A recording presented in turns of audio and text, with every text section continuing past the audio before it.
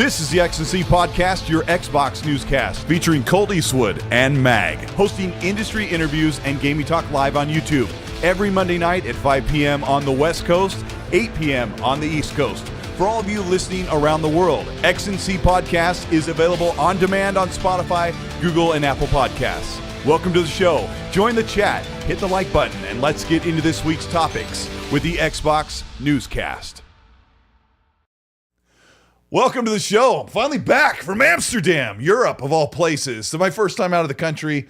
Yeah, I'm super old, and it took me a long time, but wow, I'm so glad I went. And we'll talk about it into the show. Meg, how have you been? Yes. Oh, I had a candle in my window waiting for your return, obviously. You know what? I'm glad you're back safe and sound. And of course, we're going to get into what you were doing over there, what you were talking about.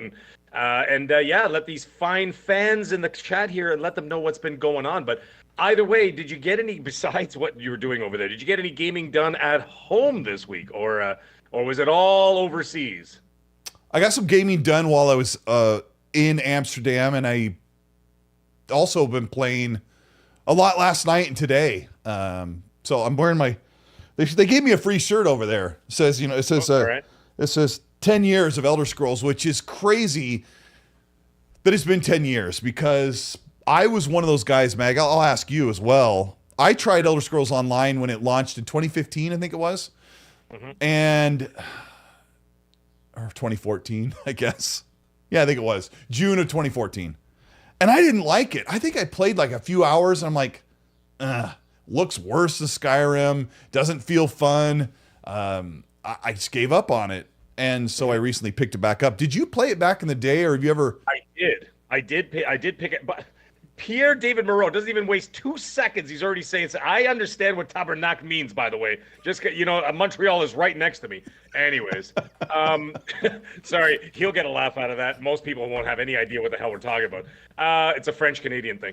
I did play it back in the day a little bit, and then I re-downloaded it again when it showed up on Game Pass. And the funny thing is, I meant to play it. I'm like, all right, I got it there. Let me see what happens. And then it was just one of those ones. It was like sand through your fingers. It just kind of slipped through, and you just kind of forgot about it because then A happened, then B happened, then C happened, then D like happened. Shadow of Mordor came out, and there's a bunch of games that came out not long after. And I never picked it up again. And the funny thing is, now that you mentioned it, but I'm ripping through my backlogs, plural, and I obviously been getting updates about what you've been doing overseas and everything else. And I'm like, I kind of want to do it, but I don't have time, but I'll find time. You know what I mean? Like it's a gamer thing, right? It's like all of a sudden, it's like the squirrel thing from that movie Up, squirrel, right? Like with the dogs. And that's kind of how gamers are like when we see a new, exactly. We see a new game. We're like, oh man, I got 25 games in this backlog. I'm going to get through squirrel. And then that's when something new comes out. So like, I kind of want to do it, but can you, now that I've been blabbing on about nonsense, can you tell us, and everybody listening in this chat here, can you tell us like how it went and what were you doing there? What was going on? Yeah, of course. I'll keep it to the highlight reel, but I never really liked Elder Scrolls Online, and then at the beginning of this year, I really needed something meaty to play because I was waiting for the big games to come out, and when I loaded up, I'm like, holy crap, it looks so much better. It runs at 60. There's a quality performance mode. We'll talk about that today as well. Like, I've got some really positive... There's... Mag, being over there, like, I really kind of got centered around where the brand is, coming from, like, getting outside of the bubble that we're stuck in, but... I played Elder Scrolls like in January, February, and I played like 5 or 6 hours. I'm like, wow, I really like this. And then Power World came out and I got busy with that.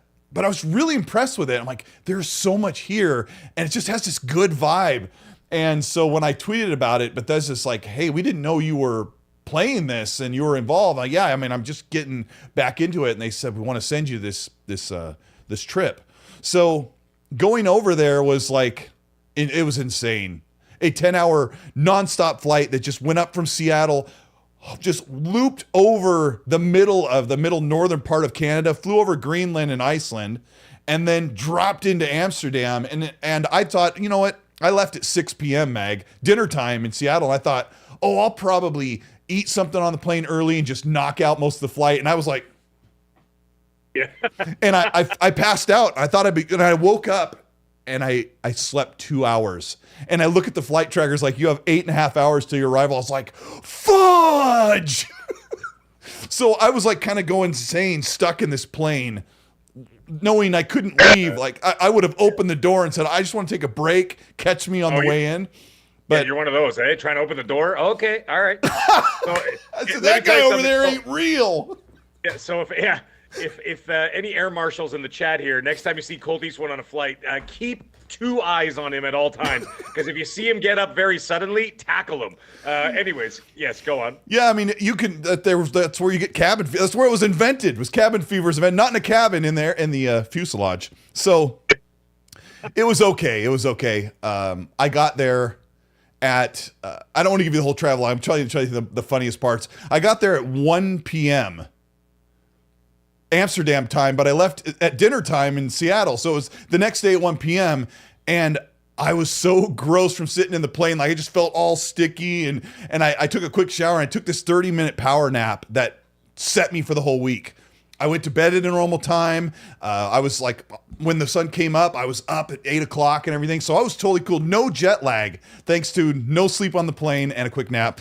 And the first thing we did was had a get together with the content creators at the hotel, and they paid for drinks and everything, and I had the Coca-Cola, swirling it like this. This is the good stuff. Microsoft would have applied for bankruptcy if I was there. But anyways, yes, carry on. It'd have been like, how does this guy you're like drinking? This? You're holding them all like this? And it's like, how does he keep drinking? Stop him. Like, no, not a chance. Cujo, I'm not playing Goat Simulator. That's my kids. Sorry. I know. I saw your account on Fortnite earlier, and I was like, oh, it's probably not him. You know what's happened? Before you get into the story, I have emerged from the depths of hell, and I have resubscribed to Game Pass, and I'm now active on Xbox again. And the funny thing is, seeing that I my Xbox Series X is like sort of risen, especially this time of year, being Easter and all. Anyways, it's back. And the funny thing is, every time I turn the damn thing on, my kids are trying to get on it because they got, they're playing PlayStation with their friends or Switch. And now they discovered Goat Simulator, and now they won't stop playing it. You know how many messages I'm getting from people saying, Mag, what the hell are you doing playing Goat Simulator 3? Aren't you doing your backlog? So it's not me. Anyways. Cole, did you disappear? I'm still here. I'm just turning on my fan. And if I do that on camera, you're going to see me reaching for the sky. Hold on. Okay, there we go. All right, let me go back on. Yeah, it's funny. I got this. I got the ceiling fan, but the connector thing's like too short. So I should be coming back on here in a second. What was I saying?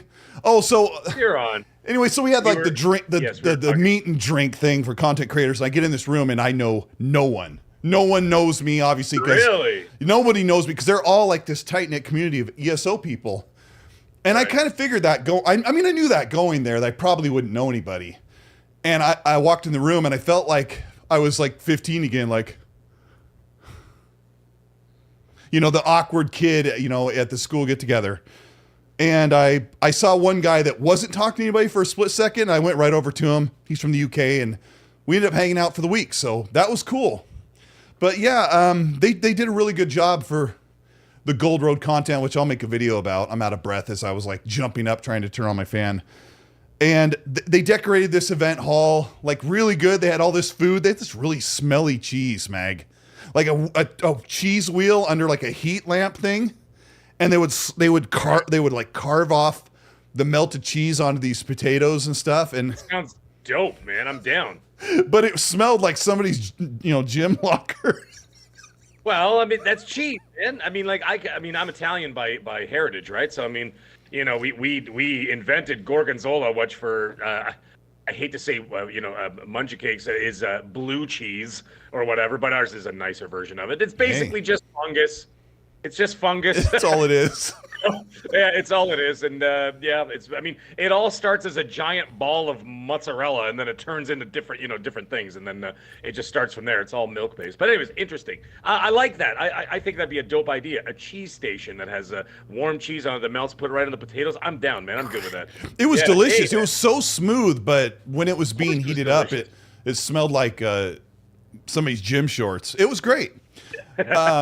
playing the game was great because the game's just got such a great vibe. I'm loving that. And then walking around downtown Amsterdam at day and night was pretty cool and seeing everything. But going by myself is like something I never want to do again. I want to take my wife or meet friends that are going to go, or make sure there's a content creator. Sure, yeah. But thankfully I met this guy, Jake Clips, and then Tank Club. This guy, Tank Club, his name's Lee from the UK. These guys were awesome, and they made good friends and had a really good time. And that's great. Glad to be back. Did you see Captain Price in the cafe with his little earpiece on? I literally walked that part of like chapter 2 from Modern Warfare 2. I literally walked right there, and I was going to take video of it, but there were so many. It looks just like the game, of course. I mean, that's so well rendered, but. Yeah. Was the real life 60 FPS or was it 30? I'm just curious. Everything was at 60 FPS when I was there, but if I blink really fast, it would look like 30, so I could get that filmic effect. Was it 4K 60 FPS? It was 4K. Okay, yes, because I was wearing my contacts. I'm just checking. Yeah. So Go ahead. How was the game? So how was the game? So what did you do? Like, talk to me. What did you do with the game? Like, did you play? Like, why were you there? Why did you? I was there because they've got this gold road. What they do in Elder Scrolls is they have the whole map of Tamriel, and Mag, you wouldn't believe the language these good folks in the Elder Scrolls community speak that I have no idea what they're saying. Like, they were standing around going, I was parsing my character to get DPS for the blah, blah, blah, and I was throwing out the Murkov with the ring of virginity, and then the cloak of forgiveness was thrown out with the blah, blah, blah. And I was standing there with my Coca-Cola going, yeah. Fus Roda? Yeah. You should just interrupt them and be like, well, the cheese is really good. You guys should try the cheese. Try the cheese? You try the cheese? It's my favorite. But they were so awesome. Like, this guy was like, oh, I can get 140K, 147K damage DPS on a blah, blah, blah parsing. And I was like, finally I walked away and I asked this guy, like, what's he talking about? He's like, oh, you fight a test dummy, like a combat dummy in one of the courtyards, and the game will calculate what damage your character is on the build. Like, all these things have to come to your gear. The shoulder pad gives you an extra 5% to virginity. But these guys were so cool, and they love the game so much. It was really cool to hear them. They love it so much, and they're so positive. And actually, there was people when I would bring up, like, oh, this is going on the Xbox News, because kind of keeping an eye on Idle Sloth's tweets, and they're like, oh, and they're not like just Xbox people, like hardly, they play on everything, right? And they're like, oh, Game Pass is awesome. There was so much positivity when you brought up Xbox that I thought, holy crap, the bubble that I live in sometimes is so skewed. And you and I have like been really hypercritical and good constructive criticism. And sometimes I'm like, sometimes do we look at it the wrong direction? I think we make good points, but I know the chat gives us a hard time, right? It's a different ecosystem, you know, like there's I understand that people from all over the world are listening to us right now, so it's not a North American thing. It clearly is not, but when you go to different pockets of areas, you're going to find people with different mindsets and different likes and dislikes and whatever else, and some people talk like us, some people don't, and the thing is, we, like I said, we do draw people from all different parts of the world. And obviously, I mean, look at this show. We have people from all, countries from all over the planet listening to this show right now. And of course after the fact, but it's interesting when you find a different community where their mindset might be a little bit different. It might not line up with what we talk about or what else going on, or even like the nonsense and the console. Maybe there isn't a console war thing in their where they're from and whatever else, right? It's pretty cool. It's nice to be able to dip your toes in someone else's swimming pool once in a while, right? And to be like, hey, this is kind of cool. And I didn't get gangrene. You didn't get gangrene. Sorry, the dipping in this. Yeah, never mind. I'm not going to say anything else. This is a PG show. I had a bunch of things I was going to say. But you don't have any legs, Lieutenant Dan. So, yeah. How was the game itself? The game's awesome. They've got a new character. They've got a scribe, which is literally the genesis of how magic is formed, because the game takes place like 1,000 years before the mainline Elder Scrolls games that everybody's played. So, like, it's all potion based and it's supposed to be really cool. I didn't even get to dive into the scribe because there was, like, they sit you down in front of a computer like a max level character, and you go to allot your points, and everybody around me's like setting up. They're doing all their setting their mounts like, and doing all this stuff, and I'm like, what's the B button do? Because I'm so uninitiated because to me, Elder Scrolls right now, which is, it could totally stay that way forever, because who was it saying in the chat? Where is it? Where's the word MMO? I want to shout out. Yeah, Scott Gamerdude says ESO I assume could be classified as an MMO. Yes, it is. And to me, ESO could just be a massive. ESO could just be an expanded Elder Scrolls game, like open with co-op, and you just do quests by yourself or with friends or whatever you want. And I would be totally fine with that content, but there's so much more to it that is so like microcosm with these people that it was so cool listening to them talk about it as they drank a flagon of some themed drink that was at the event. So the game's awesome. It's got so much to offer. Excellent. Did you have a flagon at the Green Dragon with a couple of hobbits? As soon as you said flagon, I'm like, pick 3, my lord. Pick 3. Yeah. They even had the Green Dragon. Yes. Yeah, I even tried to watch The Hobbit on the plane because I was like so in the mood. So they did a pretty good job, and I have to put together a video all about it so you guys can see. Because I think if you're wondering, like, a lot of you might be a little bit iffy about what you're going to play between the interim of some of the games that are on your list. And I think if you dip into Elder Scrolls, is like, let me see if I still like this sort of thing. Whether you be MMO or just an open world game, I want to kind of build a video that shows you, hey, this could be like your side piece. So yeah, that's Elder Scrolls. I already have one, so that's fine. Sorry, honey. She's not listening anyway. Don't worry. She's upstairs watching. Shoe come flying in. She's watching Drag Race upstairs. She's happy. Girl stuff. Oh yeah, with RuPaul. Anyways, yeah, of course, yeah. She's like, I'm on season 11. I'm like, how many seasons they got? But all of a sudden, I get into it, and I'm like, that lip sync sucked. Yeah. Then I get into the show. I'm like, the other one deserved to win. Yeah. I have a friend at work, Meg, that's like 10 years older than me, and he's really like, he's really 85? Curmudgeon. He's like, I don't know what the word is. He's just really conservative and really crotchety. And he goes, I was living through my cable or my satellite, and I saw it, because he's like a big car racing fan, loves cars, mechanic, and he turns to RuPaul's Drag Racing, and he's like, perfect. Oh yeah, gets out like the Doritos, and he's like, what the hell is this? It's a great show. I love it. I love that show. I heard it's hilarious. It is great. I get all into it now. Now I'm actually like picking the winners, and I'm like, nah, this one's gonna get booted out this week and whatever else. Kind of fun. I can see you being a judge on that. On that show. A judge? 100% I'd be a judge on that. Oh, Snow Dragon. Don't think that comment didn't pass me by. We were talking about communities and whatever, and then he said it's not full of cranky old middle-aged old men or whatever. Hey, middle-aged cranky men. He's not wrong. But we're not that. We just yell a lot. Anyways, that's great. I'm glad to hear that it was a good time. So you were there for how long exactly? Like 5 days. Like 5 days. Okay, and then not including travel and everything else. And yeah, I mean, the travel was 10 hours each way, but the time zone thing was weird. But on the way home, like I couldn't sleep on the plane. Like I fell asleep and then I wake up and so the sleep time over. And I did the same thing on the way back. Thankfully, my family picked me up and I got a burger and passed out in the car like the whole ride home. 2.5 hours home from Seattle, and then I'm on normal schedule. There's no jet lag if you just take those mini naps. But you kind of work it out. Yeah, you've done this, right? I've done it tons of times. I've flown all over the world. So pretty much every country. Have you been to your motherland in Italy? Sort of briefly skimmed past it, but that was not. But I will be going next year. I'm doing a full tour of Germany, Switzerland, Austria, and then in Italy.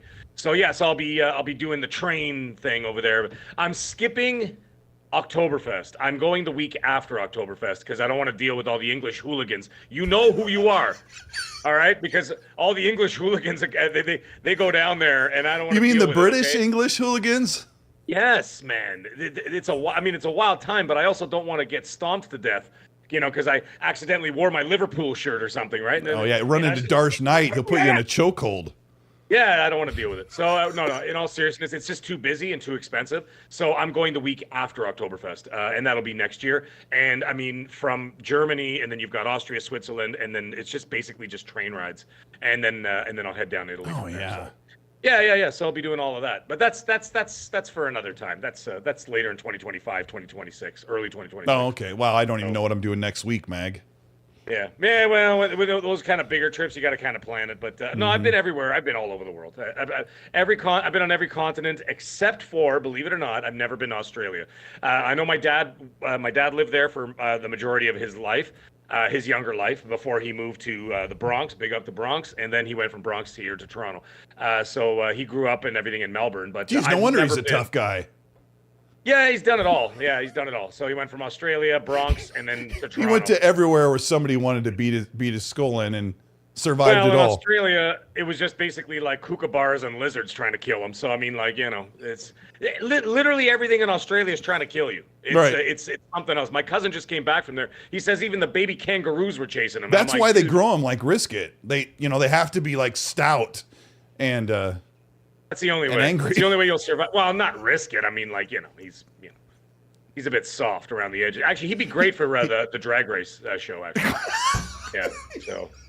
Risket does have a big heart, but yeah, he soft around the edges.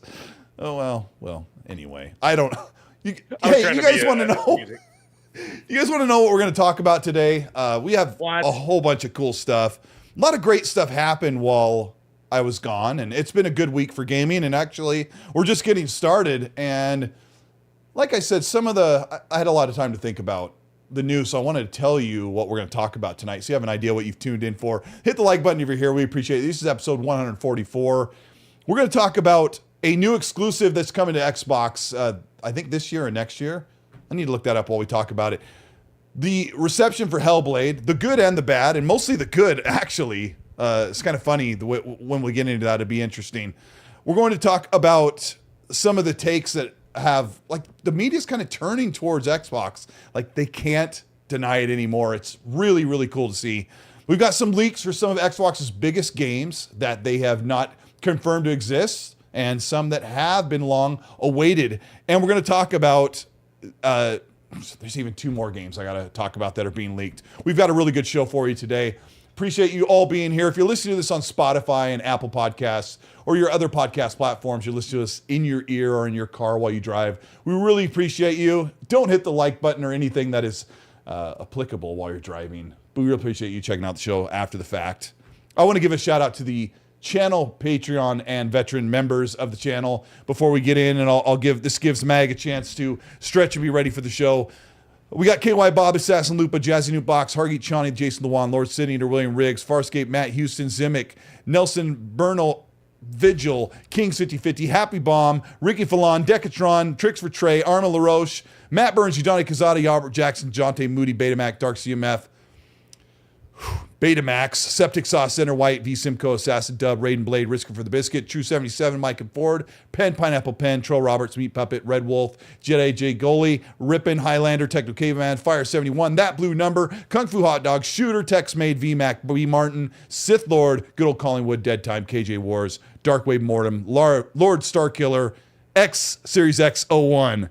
Kings, Justin Duell, Biff Rinaldi, I see in the chat, Dizguy07. Lord Starkiller said, Mag, we love the guy. He always comments. He said, I'm going to take a break from XNC because it's been a little bit down lately. And I replied to him immediately, said, hey, man, I get you. We got a lot of good positivity coming up. Things are actually on the up. And you know what I have noticed? We don't get as much of that, oh, they toe the line, or oh, they shill for Xbox. I don't know. Was it worth it, Mag? I don't shill for anybody. I just try to observe whatever I can and how I can, and I just interpret it my own way. And of course, my thoughts and feelings are my own. They don't represent anybody else. They don't represent a community. They don't represent anything. They represent me and how I feel. If people want like that, they ride or die with that, go right ahead, man. I'm right here. I answer everybody. I talk to everybody. Actually, it's funny I mentioned that. Mm-hmm. I had somebody reach out to me in this, and I answered him back, and he's like, oh, well, I won't say exactly what he said with all the expletives, but he said, like, holy crap. He's like, you're one of the only, like, YouTubers that actually responds to me and whatever. I'm like, why wouldn't I, dude? I'm just a person, just like everybody else. So are you, and this and that. We talked for a bit about, like, random stuff, like game stuff, right? And that's it, man. So my thoughts and feelings are that. If I feel Xbox is pulling their weight, great. If I feel they're not, great as well. If I lose followers over it, so be it. That's the way it's going to be. People call me names, great. I don't care. But I'm going to say my truth and the way I'm going to say it. If things are looking good, I'll say it. If things are looking bad, I'll say it. And that's all there is to it. I'm not going to keep quiet about it, and that goes for everybody. That goes for Sony, that goes for Nintendo, that goes for Microsoft. It's just funny that most of this year, Microsoft has been taking a lot of shots, and I feel personally they deserved every single one of them because of mixed messaging, not because they're doing bad. It's really not that. It's really not that. People don't understand that. It's about their messaging, the way that they talk, the way that it's just ridiculous sometimes where you're like, guys, please stop talking and just do what you got to do. And if it works, it works. And if it doesn't work, then so what? Then it didn't work. At least you tried. But my God, with the explanations and the this and the that, you drive everybody nuts. You drive everybody everybody gets worked up into a tizzy. Friends turn into enemies. People start fighting. People start calling us names not in this chat because this chat rocks, but in the comments sections afterwards and whatever. Except for Capono. Yeah, it was Capono. I don't know. I'm just going. I don't even know what he said. I don't even know. He didn't say anything. I just looked at the first name I was gonna because he always harasses us and has a good time. Oh, okay. Yes, Snow Dragon. I'm just pulling out a name too. There, the first name I see. Yeah, Sean T. Sorry, Sean T. Actually, Sean T just said something really nice. He said, Mag has always been consistent. That's why I respect him, even if I disagree. Dude, you nailed it to a T. That's what the whole thing is all about. We can disagree. We can agree to disagree on all these topics. Like when Hellblade 2 comes out, let's say Colt hates it and I love it, or I love it, or or I hate it and he loves it. Are we gonna stop talking? No, that's just the way it is, right? I'd be like, it's like going to the movies. Hey, I saw that new Ghostbusters movie. It was awesome. I just talked to a guy the other day who said, have you played Dragon's Dogma? And I was like literally going, oh yeah, I love it. And he goes, that game sucks. And I went, right, but did you stop talking to the guy or did you try to punch him in the throat? Like, no, it's just like, okay. Yeah, I did that. Cool. Yeah. I felt embarrassed. Like, you should be able to stand on your own merits, right? And I was almost like, yeah, it sucks. But I was like, no. I was like, what? You don't like it? He's like, it does this, it does that. I'm like, yeah, but it's still a really good game. I like it a lot. Hey, man. Like I said, we are allowed to disagree on things. Yeah. For example, I'm going to bring up one more, and then we're going to move on. I just finished both seasons of Halo this week. Oh yeah, I saw that. Yes, and I watched the second season. If you can believe this, Saturday night I started. I finished Sunday morning. So I watched the entire season in one shot. I took a little bit of a break and slept for a bit, and I got up and I finished it. And I loved it. I loved the show. I loved both seasons. Really? Obviously, I thought the second season obviously was better. Okay. For obvious reasons. It looks like they put more money into it, more thought into it. The writing was better. The stakes were definitely higher, whatever else. I'm not going to spoil anything for anybody who hasn't seen it. But I thought it was a great show. And you know what it made me do? I was talking about it with KSI. Shout out to KSI. Go sub to his channel, please. He's got great shows on there. We were talking about it in the PTG chat, and then we were saying, for me, the mark of a great show, especially when it relates to video games, is the minute I finished the last episode of season 2, I immediately wanted to go to I wanted to go to my Xbox and download any Halo game. I didn't care which one it was. I just wanted to download any Halo game and just start playing it and just start shredding things. Bro, right? That's the mark. That's a good mark. Solid. You know what I mean? Like, it got to me to the point where I really, really wanted to go back in and play Halo. And I wish, for a part of me, I had not played the Halo Infinite campaign so that I would just go in there fresh and just do it all over again.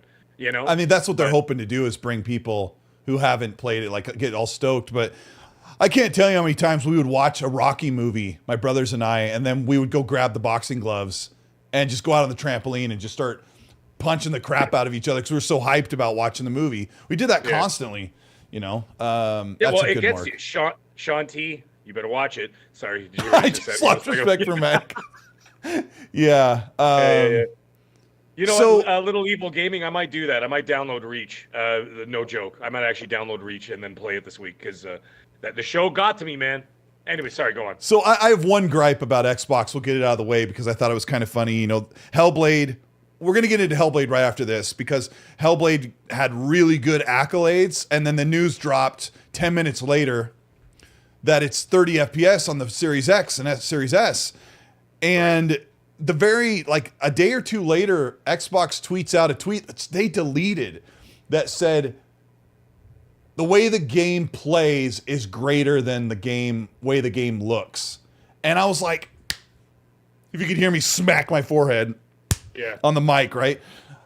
I'm like, who decides to make these tweets? Like, it's the most read the room moment. And before I approach this, I want to tell you that I am not completely set in one way when it comes to this 30 FPS thing. And I'll have to explain why, because it's kind of nuanced, but you know that everyone is freaking out and or mocking and or defending the 30 FPS position with Hellblade 2, and you put out this tweet saying that the way the game plays, meaning how it feels or performs or just how the mechanics are, is much more important how it looks, when Ninja Theory is cranking up the visuals of Hellblade because it can't perform at 60 on the current consoles.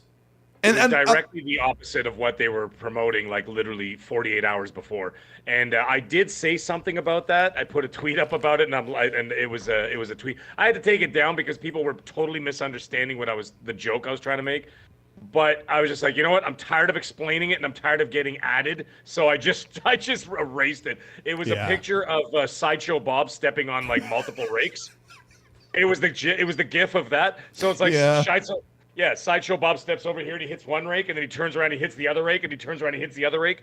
And I put that up, and I'm like, who controls this account? But I mean, it's an okay tweet on its own. Like, it really is. Like, the gameplay and the experience is much more important than the visuals, because the most popular games in the world don't look great, except for Fortnite. Fortnite looks great.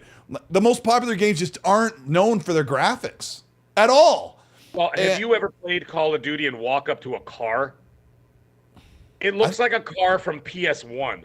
Really? Like if you go up to, like, if you're playing like a Call of Duty like multiplayer or whatever. Oh, okay. Or even like in the campaigns, like some of the background stuff or like some of the other things that populate like the map or whatever. Walk up really close to one of those things, and it looks like a car from like Twisted Metal 2. My opinion is the Call of Duty games have always looked great for their time. That's my opinion, but they always look great when you look at the vistas, when you look at the buildings, the this and the that. But if you look at the minor details, you can see that they totally cut corners on that stuff, right? Yeah. But anyways, I get the point. But sorry, are we gonna dive into this or what? I mean, I don't know how much there is to dive in, but they had to delete the tweet, and obviously, some of us in the chat may say that performance is more important than, like, I'll crank down the visuals if I can, but Mike Ibarra, former employee of Activision and Xbox, said, Blizzard and Xbox said, what did he say? Don't give them the choice? What was it? It was, don't give them the choice then. No, what it was is what he's saying is give them the choice. I thought he said don't give them the choice. Like, you need to do both. Yeah. No. I think he was saying, like, give gamers a choice of performance or graphics, i.e. basically, being able to have a fidelity mode or a performance mode. Yeah. I think that's what he was getting at. I saw the tweet as well. I either got that or that he was saying you need to prioritize giving them both at the same time. You need to bring things down to an equality level where they get the great feel plus a good looking game. There is something to be said, and some people are mentioning it in the chat now that we're talking about it. Mm-hmm. The reason why I didn't have a complete meltdown about the 30, we already knew it was going to be 30. Like, give me a break. Who didn't know? Like, remember we talked about this months and months and months ago when they were talking about Starfield and we were talking about Redfall. We're like, how much you want to make a bet that a game like Hellblade 2 is going to be 100% 30 FPS? Now, that was the first thing. So it's not like it was a huge surprise. To me, it wasn't a surprise. But the other thing is, the reason why I'm holding judgment, believe it or not, I'm actually holding judgment on this. I'm not actually saying anything yet, is that I'm going to play the game first. And the reason why is that it's not a shooter. It is not a performance-driven game from what I've seen so far. And, of course, the fact that I completed the first game.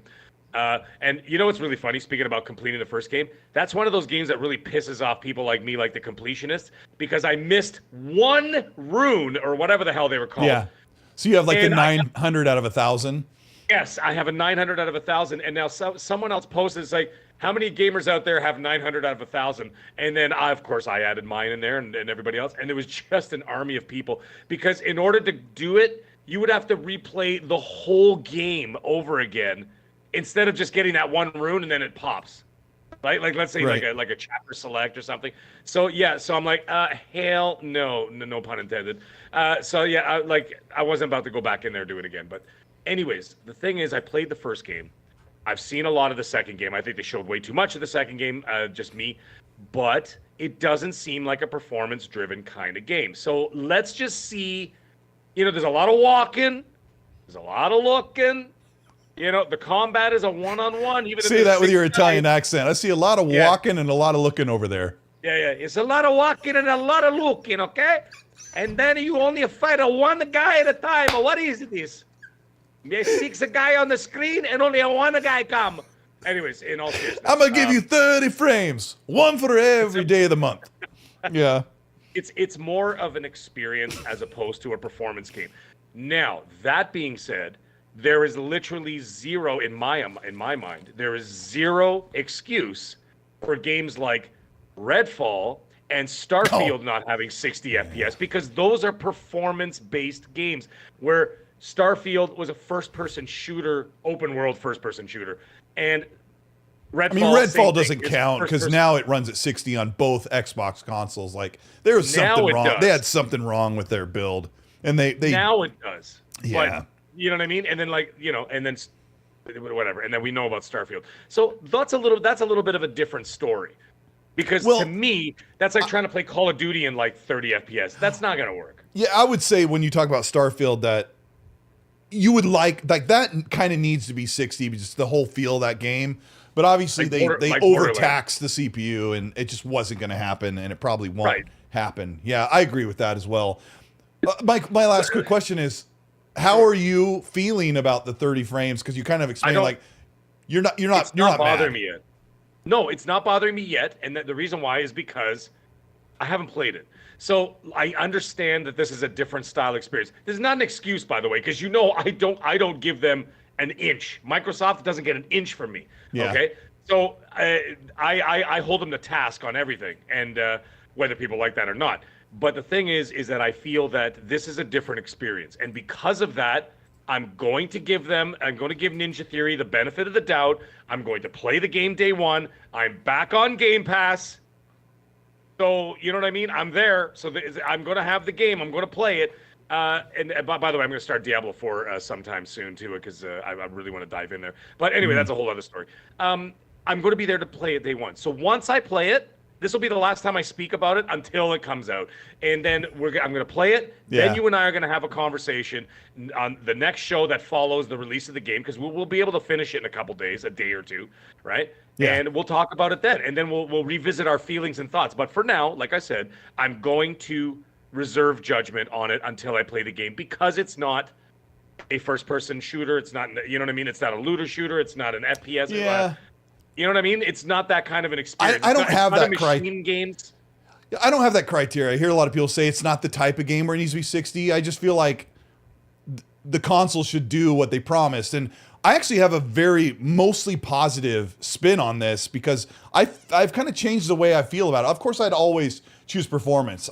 I pinned Fonz's comment, which was expertly said. He said, I just wish the developers wouldn't lie to its console customers or consumers and say things like, we decided to cap Hellblade at 30 FPS to give it a more cinematic experience. And him and I talked about that today or yesterday, and they're saying that because they kind of don't have any other choice. If they lower the visuals, if they lower the visuals to get, I don't know if you heard a loud sound. So every once in a while when your mic comes in, there's like a loud distortion, and it's like really quick, but it's not, don't worry about it. Yeah. It's probably not fixable. It's probably just today. I've never heard it before. Anyway, do you hear it now? Do you hear it now when I speak? No. It's only happened like twice. Oh, okay. I hate it when people bring up something about the mic, because then you sit there and you're like, what do I do? No. I checked all my levels. Everything is everything's good. It's just probably a Discord thing. But anyway, here's my take on it. We saw all of the Hellblade footage all this time at 30 FPS, and it looked incredible. We saw the Grand Theft Auto trailer a million times at 30 FPS. It looks incredible. I saw 45 minutes of Starfield footage on Series X at 30 FPS on the big screen at the showcase. It looked incredible. I've played Dragon's Dogma for 40 plus hours at 30 FPS.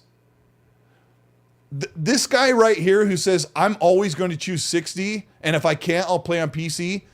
I have happily played some of these games on console at 30 because you just get over it real quick. And I've said that for a long time, but I know a lot of people have said, it's okay. Like, I don't need this game to be at 60. And this game's going to look like no other game, Mag. The journalists right now are saying this looks so good and it plays so well. One journalist said in their preview article that being at 30 frames did not even come into their hindrance of how they felt about the game. It was just so amazing. So this is kind of how it is. And I think when you get into, I'll ask you, Mag, GTA 6, is it going to be 30 frames on the PS5 and the Xbox Series X? On those consoles? Yeah. Yes. How about Marvel's 1943? You think that's going to be a 30 frames game? I think it might be. I don't know. We don't know what kind of a game we're talking about here. Well, we know we know it's Nanite and Lumen Unreal Engine 5 on a modern console. So I think it would be pretty good guess to think that game's going to look that way and play at 30 FPS on the consoles. Yeah. I could see that, or they just like well. First of all, we also don't know what's going on with the Pro. We also don't know what's going on with next gen Xbox, which I'm sure we're going to talk about at some point. There's a bunch of different things here. We're not really 100% sure as to exactly what's going to happen and when it's going to happen. When is the bigger thing, right? Like I said, we'll get into the next gen talk in a bit, but I don't know, man. I really don't know. I really don't know what these games are going to play like, and you know what I mean. We'll have to see. We'll have to wait and see, really. But I mean, like again, like I saw everybody ran wild with the Digital Foundry thing. Is that GTA 6 will not run. Will only run at 30 on the PS5 Pro. I'm not going to say anything about that until it comes out, and we don't know. But the thing is, we don't know what kind of experience you're going to get like with like a game like Hellblade. Well, we know it, but I'm saying like in terms of performance, like we have to see the game first, and like in our hands, we have to play it. Yeah. And if you're just walking around and you're doing this and you're looking at that and you're solving puzzles or whatever, I don't really see that big of an issue, because it doesn't seem like the kind of game that's going to require, lightning fast reflexes, this and that, whatever. You know what I mean? Like lack of blur and motion control and everything else. Like those are the kind of games that require now bigger, faster frame rate, so that you're able to, you know what I mean, to process the images in a quicker, crisper manner. Whereas 30 is going to be like it's dragging. You know what I mean? It's going to look like it's in a strobe light. Now this is not the same experience. So I'm not. I don't have a problem with it as of yet. You make a good point, Mag, because not a lot of people realize this. Those who've played Starfield on Xbox Series S or X know that when you move the camera, it doesn't feel like that flip book as bad as some other games, because they built this full world motion blur that gets rid of the vertical shutter when you move the camera horizontally. And it's something that I feel at 30 frames. And some games feel horrible. There was something about Starfield that motion blur, and I think Digital Foundry highlighted it. The per object motion blur is what makes that feel so good. Like if you remember playing Forza Horizon 3, it has full per object motion blur, and that game doesn't run at 60, but it just feels and it looks so nice because you don't have that intermittent animation thing. It's hard to talk about. You know it if you felt it. So if Hellblade has that, Mag, if it has that per object motion blur, and I've watched the trailers, it doesn't feel juddery to me with bad frame pacing. So I'm assuming I'm only giving this one game a pass. By the way, I'd like to point that out. I'm giving literally this one only until I play it. So like, listening comprehension people, I am literally just giving this one game a pass until I play it, because then I'll see from there. If it doesn't play well and it doesn't, you know what I mean? If 30 FPS is a hindrance to the game, then I'm going to say something about it and be like, yeah, this is not good. Like I said, I'm only doing it for this one game just because of the specific design and type of game that we're getting. That is the only reason. All other games should be 60. especially at this point now. Well, I mean, they have been. They have, like, 99% of the games have been 60. Yeah. It's just when you got Xbox with their last 3 or 4, if you count the upcoming Hellblade, Redfall, Starfield. Their last 3 out of 4 games, with Forza being the one at 60, they launched at 30 frames. It's like, it's kind of like this moment, like, what are you doing? Like, you're the only, do you realize, Xbox, you're the only one dropping 30 FPS games in the whole, on the whole of the mainstream game cycle, but they're also the only next generation games. There's a great quote I have from, and we'll close this out. I got to go to Super Chats. We'll close this part out. John Linneman replied to a guy who was complaining about 30 FPS, and John Linneman said, it's not the same. He's like, we got this PlayStation guy was like, we've got full, beautiful 4K 60 open world in Horizon Forbidden West. John Linneman said, it's not even remotely the same. This game, Hellblade, has full ray tracing, full reflections, like real-time reflections, and it's using Nanite and Lumen in Unreal Engine 5. Like, you're not getting that in a PS4.5 game. And I got in some arguments, Smag, with Zocker and Fonz and Gaz about, there's Gaz in the chat right now saying, he sends a member chat and says he's going to put it edible in my rectum. Perfect. That's how he's going to sneak it in. So everyone knows. He said, hey, buddy, what's up? Yeah, yep. So what was I saying? 30. You're talking about putting things in. Never mind. Sorry. Yeah, no. You're talking about for Horizon Forbidden West being a. Oh, yeah. I was arguing with them about, like, the PlayStation games all run at 60, and I'm like, you're not going to like this, but most of those games are built off the same criteria and the build model of the PS4 game. I spilled my drink, but nothing came out. Yeah, so somebody's going to. Brad Ward Fight's going to clip when I yelled like that. Yeah, please clip that. We're going to turn that into something, folks. Let's get on it, memers and giffers. Get on it immediately. Let's somebody's gonna clip the an animated GIF of me doing the surprise face with that scream, and then it's gonna say, "Breaking news: Gaz puts edible in Colt's rear area." We got Mash. Welcome to the channel membership. He joined the channel membership and gifted 10 on the way. Thank you so much, and welcome to the channel membership. I got to update those pictures, because he's got the handsome Craig icon, which I still think looks cool. Ruin V1X1, thank you so much for the Canadian $2 super. Says, morning, Pookies. Oh, good morning. I haven't been called that in a while. While I was over in Europe, I called Gaz. I'm like, I finally understand what it's like for you to talk to all of us in the very small window that we're both awake. Because at like noon, it was like 2 a.m. or something, or like they're still in bed. I'm like, oh man, the chat's dead because the people in the States are sleeping. We got Biff Rinaldi. Thank you so much for the $5 super. Mag, you're asleep too. I don't sleep. Biff Rinaldi.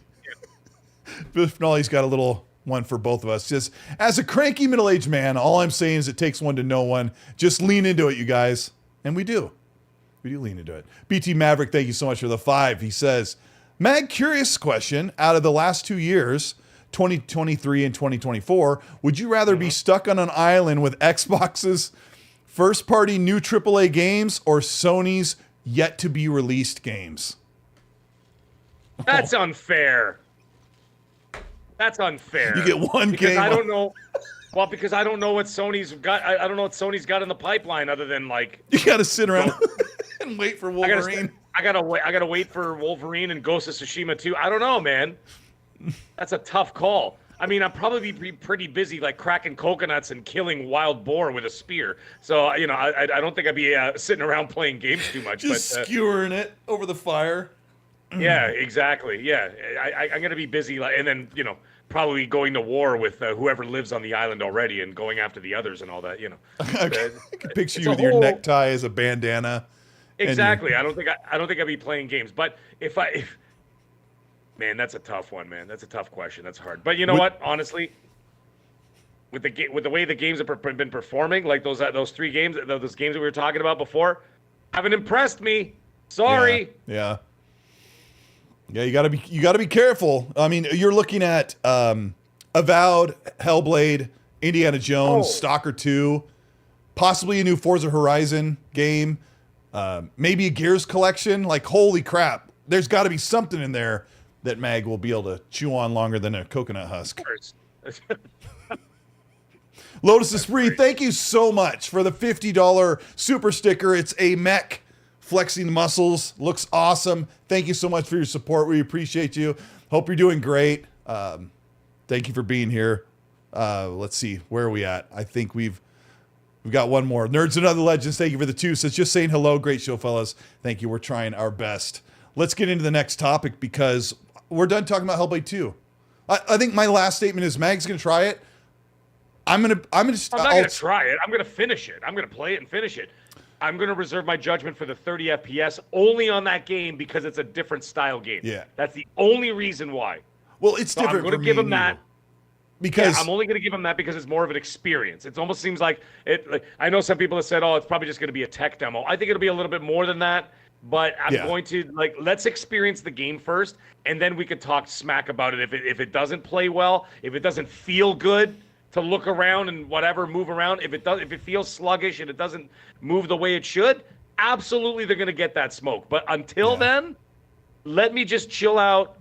I got other stuff to do until that game comes out, and then we'll revisit this conversation after I'm finished the game. That's the only one that I'll give him a pass on for now only. So it's a conditional pass, right? Okay. And then they got to prove, and then we'll see what happens once the game is finally out, and then we're going to talk about it on this very show. So we'll see from there. We will. Yeah, it's different for me because if I hate the 30, I can just pick up right where I left off on PC because the PC's decent. But, I said the same thing for Starfield, and I just kept playing on Xbox because you just get over it. And all the complaining that I've done and the gatekeeping or the, pushing Xbox to do better.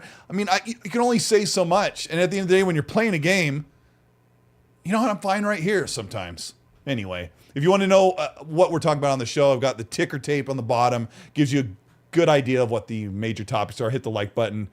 You fine people. I was listening to Fonz's show, Games Talk Live, and he says people a lot. He's like, you know what, people? And I'm like, oh, Fonz, people. I love it. All right, let's talk about Games Radar. Wait, did I say this? This is the last thing we'll say about Hellblade. Games Radar, I'm pretty sure it's them. They previewed Hellblade, and one of the statements from their journalist was, this Hellblade 2 is so great that everyone deserves to play this game. And this game needs to come to all the platforms. And I thought, oh, geez, Mag. I've got two approaches to this. Don't you realize that this game is on almost every screen except for a Nintendo Switch and PlayStation 5? Don't you know that the majority of the world plays not just on a PlayStation 5? The pie graph is there. And then the other thing, Mag, I'm going to have you comment on this. Why aren't they saying this about PlayStation's biggest games? I didn't hear someone say, man, Spider-Man 2 is so good, everyone should play it. I'm not asking them to say it should be on Xbox, but it's only on a PS5.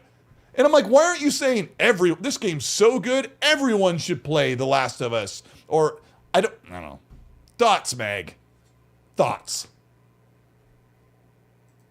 Oh, I'm an advocate for, now when we talking about give me an angle. Give me an angle. What are you getting at here? What are we talking about? I'm sorry. I did. I kind of ranted. What do you think about? I'll let you choose. Sure, go for it. Would you like to talk about how they say, this game is only? They kind of treat it like it's only on Xbox, right? Or would you rather make a comment on why don't they say this about PlayStation games that are only on a PS5?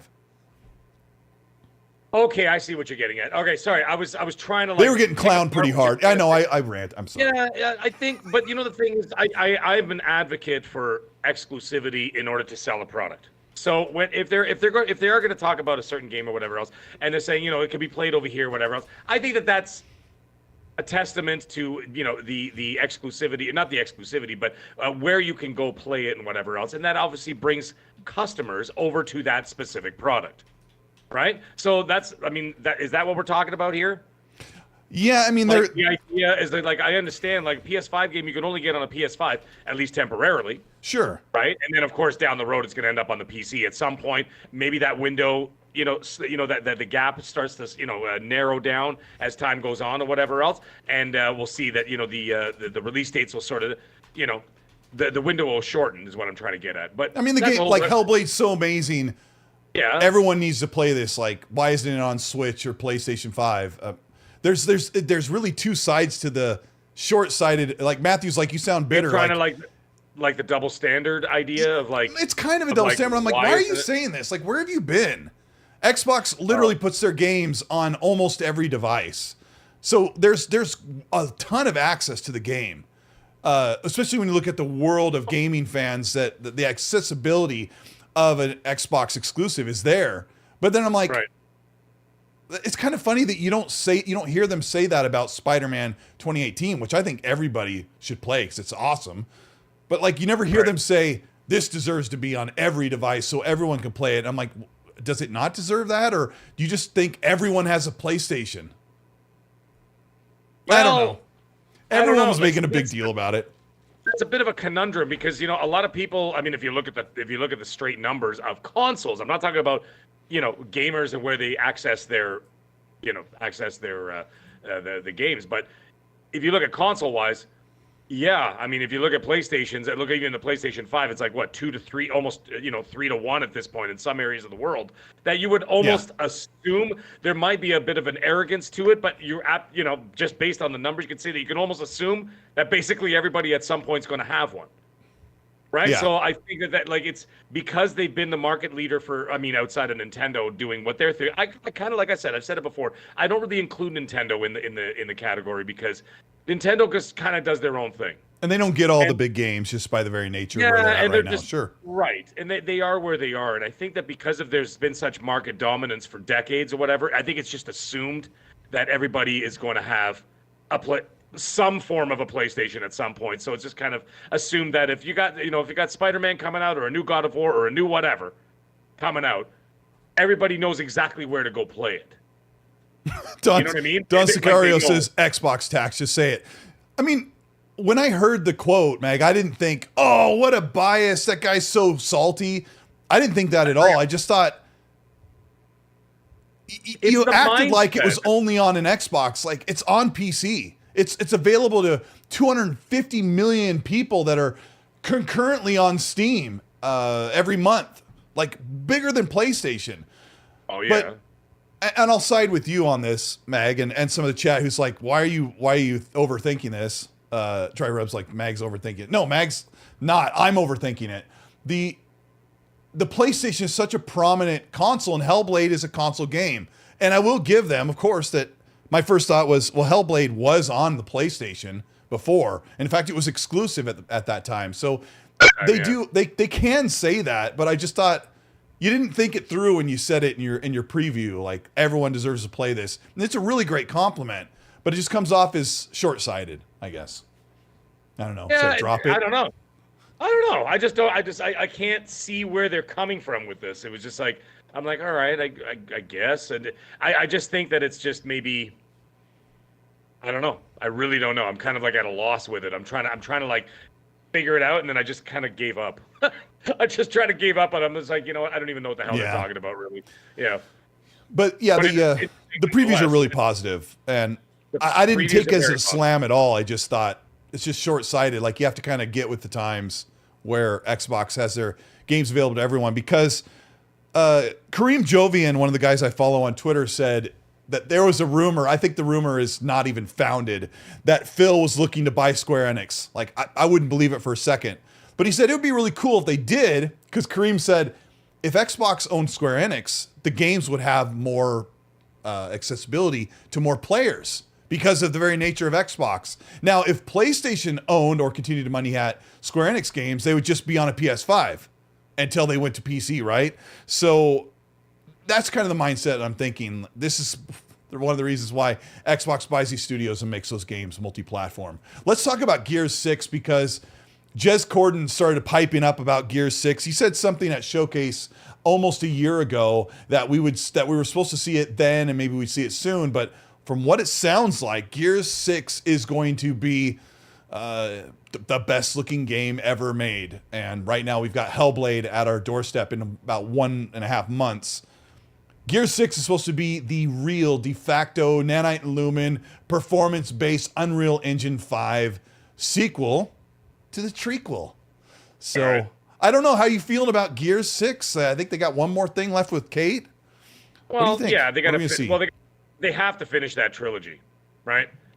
They got to finish that trilogy. So you knew that a 6 was coming. Everybody knew it was coming. It's not like it was a secret. I think it was just a matter of when, not a matter of if. But the thing is, I have questions, and the questions I have are, at this point, is it even going to bother coming out this generation? Is the first one. Oh, yeah, good point. That is also dependent on when this new Xbox decides to come out. I mean, we've heard, 2026. We've heard handheld at the end of this year. We've heard now the big news, the big news media outlets or whatever are now saying 2028. So who's, you know what I mean? Like at this point, there's got to be a point where they got to start. They can't really start talking about it too far ahead. But the thing is, when you talk about a game like Gears 6, how far away are we talking? Now, if you look at Gears 5 was in the last year of the Xbox One generation, right? Yep. Or you can even call it the Xbox One X generation because that came out, and then it came out, and I played it on the Xbox One X. Right? Yeah, near 4K 60 on the One X of all things. Right, and that was in 2019. Okay? And that was 1 year before the series consoles came out. So if they're going to go that route, which I call the Rockstar route, they usually release a game right at the end of a generation, or even Naughty Dog does the same thing right at the end of the generation before a new gen comes out. So they push that last gen hardware as right to the limit basically before they start working on the new hardware. But that being the case, I'm curious to see where it's going to go. If this thing is going to be an absolute stunner, it's going to be, a showpiece, this and that, whatever, blah, blah, blah. I can't see it launching on this generation at 4K 60. Or at least it's like that's going to be a thing. Now, if it's not 4K 60, I don't really care. If it's 1080p 60, all right. If it's 1440p, then fine. I'll give you a measuring stick. Sure. All right. I'll give you a measuring stick because it was like 95% of 4K 60 on the Xbox One X. Right. So when they weren't using Unreal Engine 5 though. They were using Unreal Engine 4. So now they updated Gears 5 in 2020 or 2021. They gave it a Series X treatment where they used some ray tracing, like ray traced shadows, like ambient. I think it was ray traced ambient occlusion, which is the under shadows and the casted shadows and reflected light. So not a real big thing, but what they did is they took Gears 5 and they gave it a little bit of the Unreal Engine 5 treatment to see if they knew what they were doing. They're the experts. Yeah. And that game runs at the 4K 60 on the Series X. So you're right. Can they do 4K 60 with Nanite and Lumen, which is what the rumor is that we're getting for Gears 6 is to run Nanite and Lumen in Unreal Engine 5. Gears 6 will be... I don't think we're going to be saying, will Gears 6 be 30 FPS? I think Coalition knows that they're going to push that. The Matrix demo is a little... Yeah, the Matrix demo doesn't feel great, but they're using everything in a huge city. A huge city. So not quite the same, but Jez Corden and some other sources are saying that Gears 6 looks incredible, like unbelievable. Right. It will be the watermark of how games look. And I mean, Hellblade doesn't even look like a video game, Mag. I can look at anything else and say that looks like an amazing video game. Fonz hates it when I say this. Fonz in the chat still, I hope, because he's like, why do you keep saying that? I'm like, because Hellblade looks like a movie. And someone asked, I think it was Magnum said, what do you think about the letterbox? Well, Ninja Theory is doing a whole macro thing where they're doing letterbox. They've got the game running to emulate film cameras with the lens breathing and the depth of field and all this bokeh stuff that's way beyond what most games do. Like, remember it was at the Xbox Developer Direct in February or whatever. Senua walked into that hut and talked to that woman. It looked like a full motion video. It looked like something that they shot to look like what the game would be. Well, and I'm like, I have to remind myself that's in game, in engine. Right. But you're not crawling up mountains. You're not jumping from, you're not jumping from precipice to precipice. You're not doing this. You're not doing whatever. You know what I mean? You're not doing what you would do in a video game. You're not That's flying why- over in a winged beast over a massive open world. Sure, of course. You're not Good doing point. any of that stuff. You're walking around, and that's why I'm giving them the temporary pass on the 30 FPS, a conditional pass on the 30 FPS, because I don't know I don't even know if I'm going to be able to call this a video game. I don't know what the hell it is. I know what it is based on what I previously played and, of course, what I've seen. But we need to get the game in our hands first, right? So I'm going to give them a pass on that. But like I said, we already talked about that. Gear 6, you know the Coalition's going to have to launch at 60, and they're gonna have to do what they got to do to make that happen. And they know that because this is the kind of game that requires 60 FPS and above, right, for that kind of performance. And so they know that. My question is, really, is it going to be this generation? I can actually see it coming out, and like I was saying before, like Gears 5, I could see it coming out at the end of this generation. And I could see them doing the work. The majority of the horsepower is going to go into the Series X and the PC version, and the Series S is going to have to take some. I think is going to have to take some major hits in order to be able to keep up, so to speak. Right? Yeah, I asked Fonz a question about that. I asked Fonz to ask somebody that's in the know. I'll ask all of you. Maybe I should have put that as a poll instead of this one. I'm going to end this poll. And this is strictly just, we don't know the answer. But my question is, Mag, do you think that the Xbox Series S and, in all caps, X need to run the same, how do I write that? Need to run, same frame rate. Sorry, I know that people... and I'll call it with parity, question mark, yes or no. What I want to know is, like, maybe Hellblade could have a performance mode of 60, but maybe Xbox has a parity clause that says, hey, on our first party titles from our studios, the game has to run the same frame rate on both consoles. We need to have a parity in performance. I know there's no resolution parity, so there really shouldn't. I think people are already kind of voting in the way that I'm thinking. Sorry, I want to ask you instead of me talking. Do you think there's a parity that they both need to run at 60, or they're both 30? They have to be 30, I guess. No, I think because if you paid for the bigger hardware, then you should get the better performance on it, not let it suffer because of the Series S. Yeah. You know what I mean? Like at the beginning of this generation, I thought it was a great idea. Oh, that Series S, it's going to sell like hotcakes. Everybody's going to have one. It's cheap. It's easy. It's small. Like you just shove it under the TV. You don't have to worry about it's going to be a cheap streaming device. Perfect. There's going to be, tens of millions. No, there's not.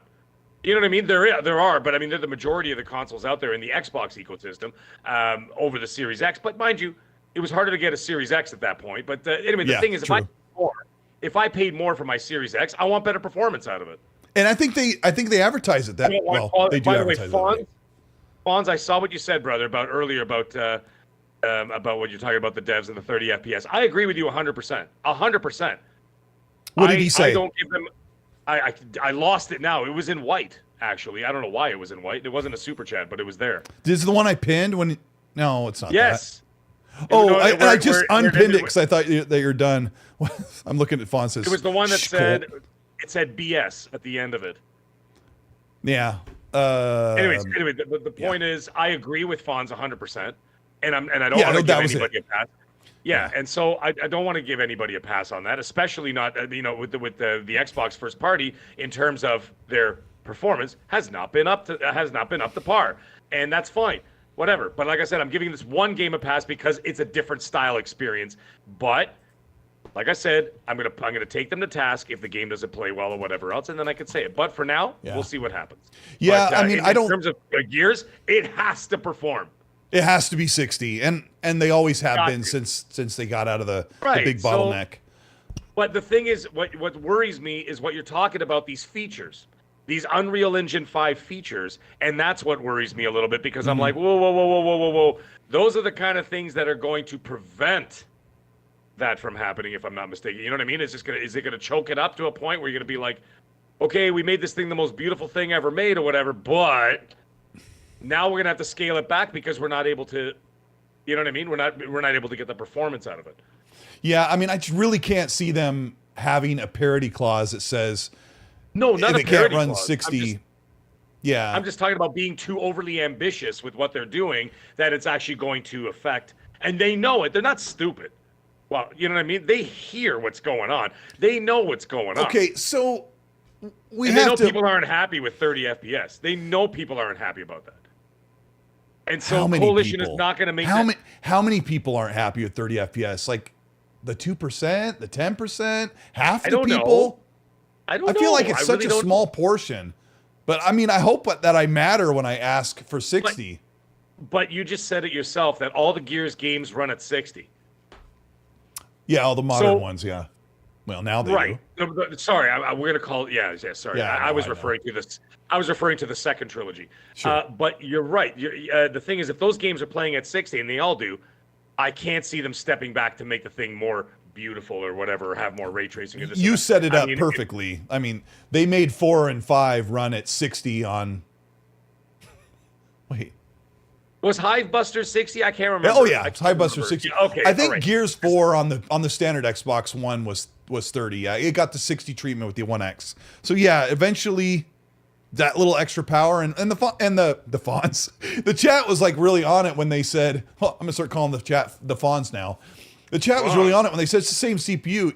If you guys don't own a Series S, you don't realize how capable that thing is. I know some devs have a real hard time with optimization, but I walk in the other room and watch my kids playing games. Like Hogwarts Legacy, the performance comes down a little bit, but the game looks so good. It runs pretty well for what you're playing it on. So yeah, I just think when Fawn says they need to quit making excuses like, oh, we want a more cinematic experience, but they don't want to say, oh, the hardware we're working with, we've really reached the limits, and we want it to look this way.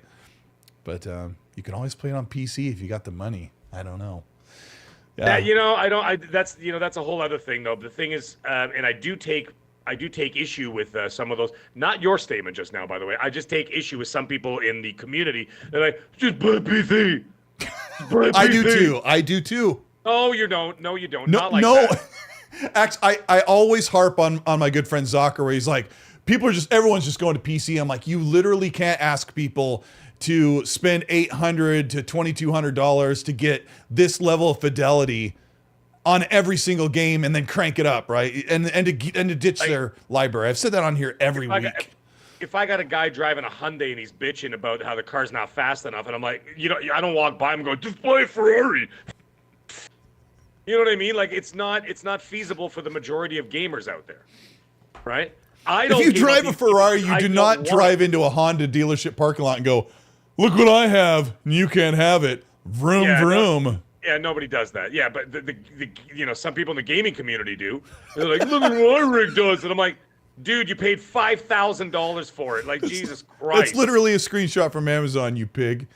But anyways, I know. Hey, show us your rigs. Anyways, the thing is, I have no problem with PC gamers. It's just, don't be ignorant to think that everybody can go out there and afford anywhere between $800 to $3,000 just so you can play a game with some extra frames on it, or an unlocked frame rate, or whatever else, or even better graphics. It's not feasible for the majority of the gaming world. Then they just play TurboTax and that's the thing. And also, by the way, don't even think that all these people got 4090s running around with that stuff. A lot of these PCs that are out in the market are a bunch of potatoes, right? And so, because they can't afford it. Or they were once great. Or they were once great, and then they become whatever they become, because after a few years it becomes obsolete. But my issue is that people did pay for consoles this generation, specifically Xbox, if we're going to talk about them, specifically Series X up here in Canada, $700, right? And they didn't get what they were. I understand Aaron Greenberg said what he said. I'm not going to bring up that because that's crazy. He just said what he said. He's not a developer. He's not, you know what I mean? He's just the marketing department, this and that. He's the head of marketing. What's the literal definition of the word standard? It doesn't mean there's zero exceptions. It's the standard. Yeah. But, when you have 3 out of your 4 first-party games within a year and a half releasing at 30 FPS, that's when people start going, dude. Yeah, that's a good point. What did I pay $700 for? You know what I mean? And so that's what people have issue with. It's not anything else. It's just that, right? Because across the pond, people are getting 60 FPS. Fine, those games, a lot of them are from last generation that have been bumped up. Do that. If that's all you're capable of doing. What do you want? What do you want, chat and audience? If you gave me, all right, I'm going to look at the camera for this.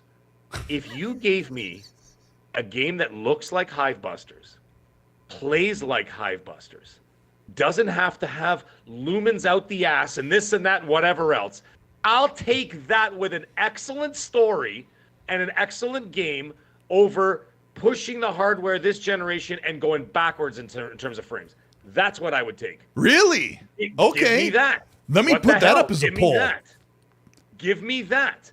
I'd rather play 4K 60 with with some things pulled back. I'd rather play that with an excellent story and excellent gameplay and great locales and all this other kind of stuff and have an awesome thing, and rather do that than push the envelope this generation and then go backwards in terms of performance. That's my personal feeling. And that's what Sony's been doing. And Sony's been doing. Yeah. Don't lie. I'm not going to lie to anybody. Everybody's like, oh, Mag is always up Sony's ass. The thing is about Sony, yeah, a lot of their games like Ragnarok, Forbidden West, whatever, they're PS4 games that have been bumped up for PS5. But guess what? They look good. They look good.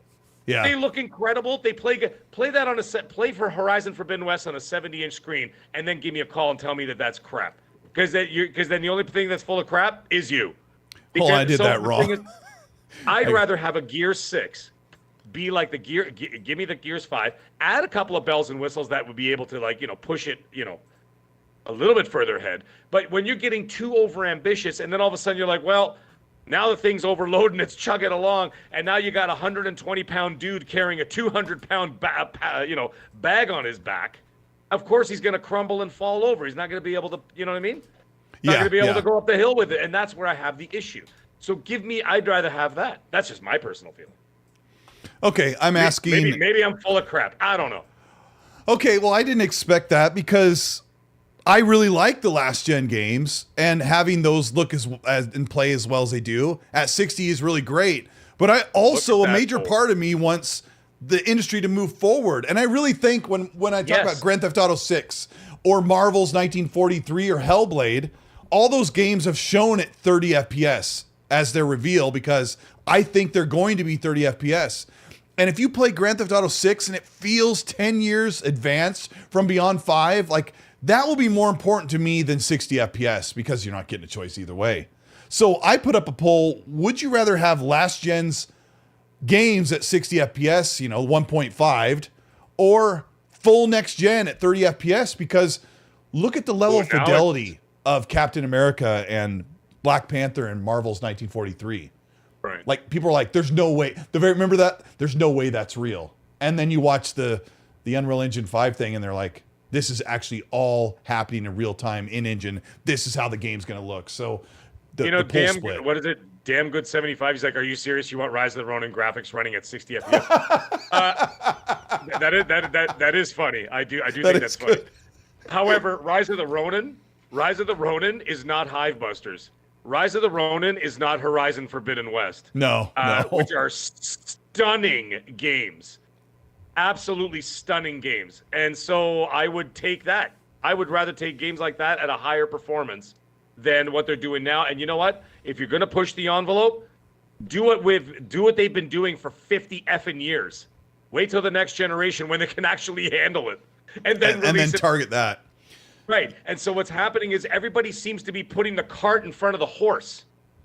Right? Like, it's like, oh, we're gonna push this, we're gonna push that, we're gonna push this. When you do, when you're playing this game, you're gonna feel the vibration on your nipples because of this and that, whatever, with this augmented 3D vibration technology. Can you calm the F down and just do it incrementally, like every other tech, department or product in the entire world? Release it incrementally when they can actually handle it, so that it always performs well, instead of trying to overachieve and then underperform.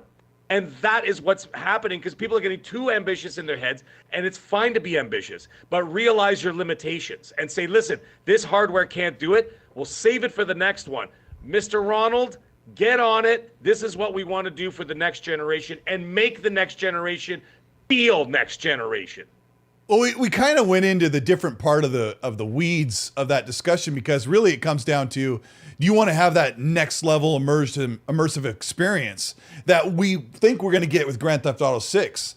And unfortunately, Horizon Forbidden West, you love the game. It didn't resonate with me. And even God of War Ragnarok, I didn't feel compelled to finish it because I felt like I already did these two games before, and I want Ragnarok something. I was want a to letdown for me, but yeah, that was Yeah, and it's still a really good game. But when you feel like I just did this a couple of years ago, it can really it takes away that where a game's going next, and we can only dream about what new things or new experiences or new reactions you can get from the Grand Theft Auto 6 game. So I want them to push forward. The poll's really split, and I don't blame you guys, because Meg and I are kind of probably feeling some of both at the same time, right? It's not like, only a Sith deals in absolutes. Obi-Wan Kenobi, 2005. Colty 1 Kenobi.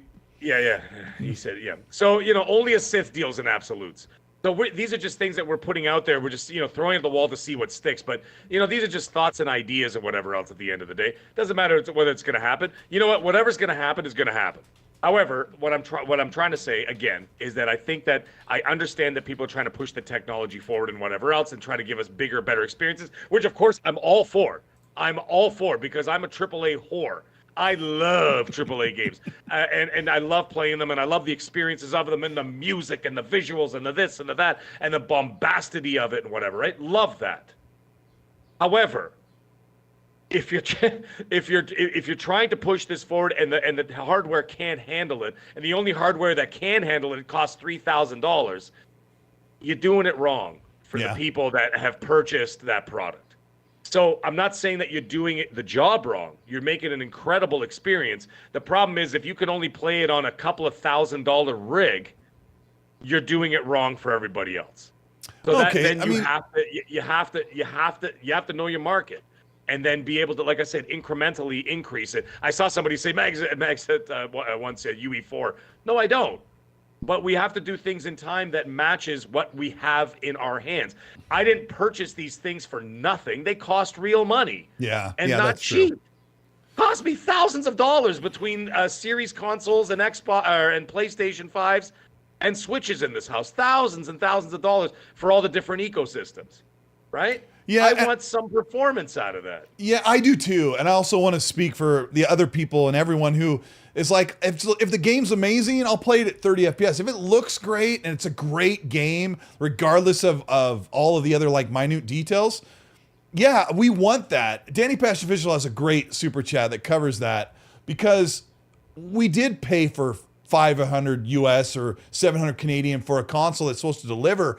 But I think, and I think it's a good thing people misread my tweet the other day, where the tech is going to not be able to catch up to the advancements of game development, where they want to do all this great, immersive, great looking stuff. And maybe I would expect that you'll get a few 30 FPS PS5 games as well. It's just how it's going to be, because this content, when we launched the PS5 and Series X, Nanites and Lumens non-playable, well, it was playable on PlayStation, the demo where the girl flies through the ancient ruins was a 30 FPS experience. Everyone's like, oh man, it's 30, like hopefully it's 60, and it never was, because they were using everything all at once. And I think we can be okay with things are going to move forward and get so immersive and look so realistic, and the games of course have to be great. But that's just That's what it all boils down to. I mean, like, you're right. It has to be a combination of both. Yeah. But you can't have something that's absolutely, incredibly stunning or whatever, but it's a snore fest, or it's boring, or it doesn't play well, or the frame rate is so bad that it looks like a Nintendo Switch game, where it looks like 80s people dancing in a strobe light, break dancing in a strobe light. I don't want that. Yeah, exactly. It's like, I love playing Zelda at a blazing 11 FPS. Like, you know what I mean? And it's a fantastic game too. Yeah. But the thing is, it's still but I want games that play incredibly well, and I want games to look incredibly well. But that is all. Like, if you go back and look at some of these games that have released, AAA games, generally speaking, if you get them within a certain window, they still hold up incredibly well, right? Whether it's like the Tomb Raider series, Resident Evil series, the Resident Evil remakes, all those kind of games. I'm talking about third party. I'm not talking about first party now. And you could still go back and play those games, and they're absolutely incredible. And then with the Series X updates that they've done to those, and the PS5 updates they've done to those games or whatever, and now they're absolutely incredible. And it almost seems like, at this point, it almost feels like the people who play the game in the first 2 years are beta testers to when the real game launches 3 years later. And that's where and that's what even I'm 3 months. To get at. It's been like that across most games. Right. And then you go back and you play some of these games and they play incredibly well a year later. Months later, like Jedi Survivor, it's almost flawless to me. And it wasn't before. In fact, I bumped that one down to quality mode because I couldn't take the vast difference in... That's a different word. The vast difference in frame rate. Danny Pastor Official says GeForce Now. Yeah, you're right there. Not the veins. Not the veins. Yeah. Carry on. Or Tentacles NT, big difference. Yeah. So Danny Passion Official, thank you so much for the $2. He says GeForce Now will have Hellblade 2 at 60 FPS on any screen. And that's something that we could do, or you could do. You don't need a PC. You could pay. I don't know if you could get the game on Game Pass and do GeForce Now. You might have to buy it. But for like $20 for 1 month, you could play Hellblade at its highest fidelity at 60 FPS or more. But these are like the options that Xbox gives you. I mean, nobody wants to have to buy a PC, but those are the options. James Thomas, thank you so much for the 2. Says Hellblade 2 got revealed with console not happening. I don't know, James, so let me know if I'm misreading that. Hellblade 2 got revealed with console. Oh, with the console not happening. I don't know if that means Hellblade 2 got revealed with the console, the Series X in 2019, and it's launching within. So, well, yeah.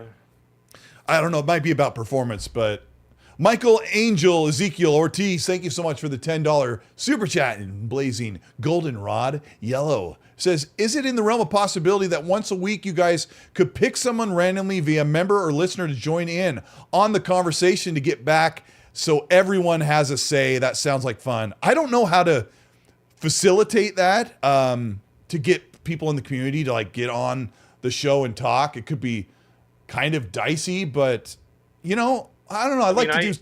Might be something interesting. I pick out people once a week from the chat and yell at them. Does that help? Yeah, bring them in and like I just sit back and Mag just yeah, I mean, like I just like yell at somebody in the chat like every week. Is that? I mean, that's fun for me. Wait, how's that any different than what we do every week? I know, it's exactly what we do every week. Yeah. Spartan661, thank you so much for the $5 super chat. He says, Hellblade 2 is going to be Xbox's version of cinematic gaming. This will be different than how Sony does it. Don't be scared, worried, just enjoy. And yeah, I think just enjoy. Yeah. Just enjoy. Yeah. It's all good. Everything's fine. Boner Jams with the $10 super says, this isn't the little people hairy toe knuckle fetish chat room. Weird. He's in the wrong places. Hey boys, great show as always. Good to see you, Megatron and Colteastwood. Hope you had a great trip. Have a good week. I'm glad to be back, but yes, I did have a great trip. And yes, I will travel again. I just don't want to do it by myself. No, do it with your family. Like walking around and seeing people at the cafes or walking around and looking at the sites with their girlfriends or their wives or their husbands or their family and their kids or having their little dogs. And I was just by myself like, yeah, see, the thing is, like, I could totally do it by myself because I would be so, like, I'd be high or drunk or whatever, and I wouldn't even care. I'd just be walking around, I'd be making friends with bikers and weird people, and just be like, eh. Well, I was good. I was good until I got there on Wednesday, and then by Saturday, midday Saturday, spending like half the time by myself. Like, there's something that hit me on Saturday when I messaged Gaz. We talk on WhatsApp, and I look. And I have a dual clock on my phone for now and then the Pacific time zone. And I was anyway. I messaged Gaz and it's like 11 o'clock in the morning for him. And the rest of the chat, like Fonz and Zocker and Rand and those guys are all asleep because they're over in North America. And you know, kind of I wanted to chat with them a little bit in between checking out stuff. And now I don't hear from Gaz. I'm like, bro. I kind of wish I wasn't here by myself because he would have come over if he wasn't celebrating Ramadan or observing Ramadan rather. Yes. And he didn't respond to me, and I'm like, I had this moment where I was like, bro, I'm like, it hit me where I'm like, I'm in Europe by myself. I wish my wife was here, or I wish I was here with a fellow content creator that I've known for longer than 2 days, and I was like, I'm by myself. And I wrote him and I said, I will literally take a boat across the North Sea and kick your butt. Where are you? And he calls me. He's like, bro, I just woke up. And he's like, it's going to be okay, Coltronis. And so, this is how I felt. I don't know why I felt that way. But after a few days, I'm like, I really need to be in these places with a friend or someone. Fonz should have been there. I don't know what Fonz was doing. No excuse. I should have paid for his ticket. Where was I? I was reading this. We got David Kirchhoff. Thank you so much for the €6. He says, Detroit Became Human only ran at 30 FPS on PS5. Nobody complains. Hellblade 2 on Xbox, 30 FPS. Suddenly the game is crap. Xbox tax is real. Facts. David Kirchhoff. Facts. No, the game's going to be great. I think it's going to do really well. And no one's going to care once they get all into the game.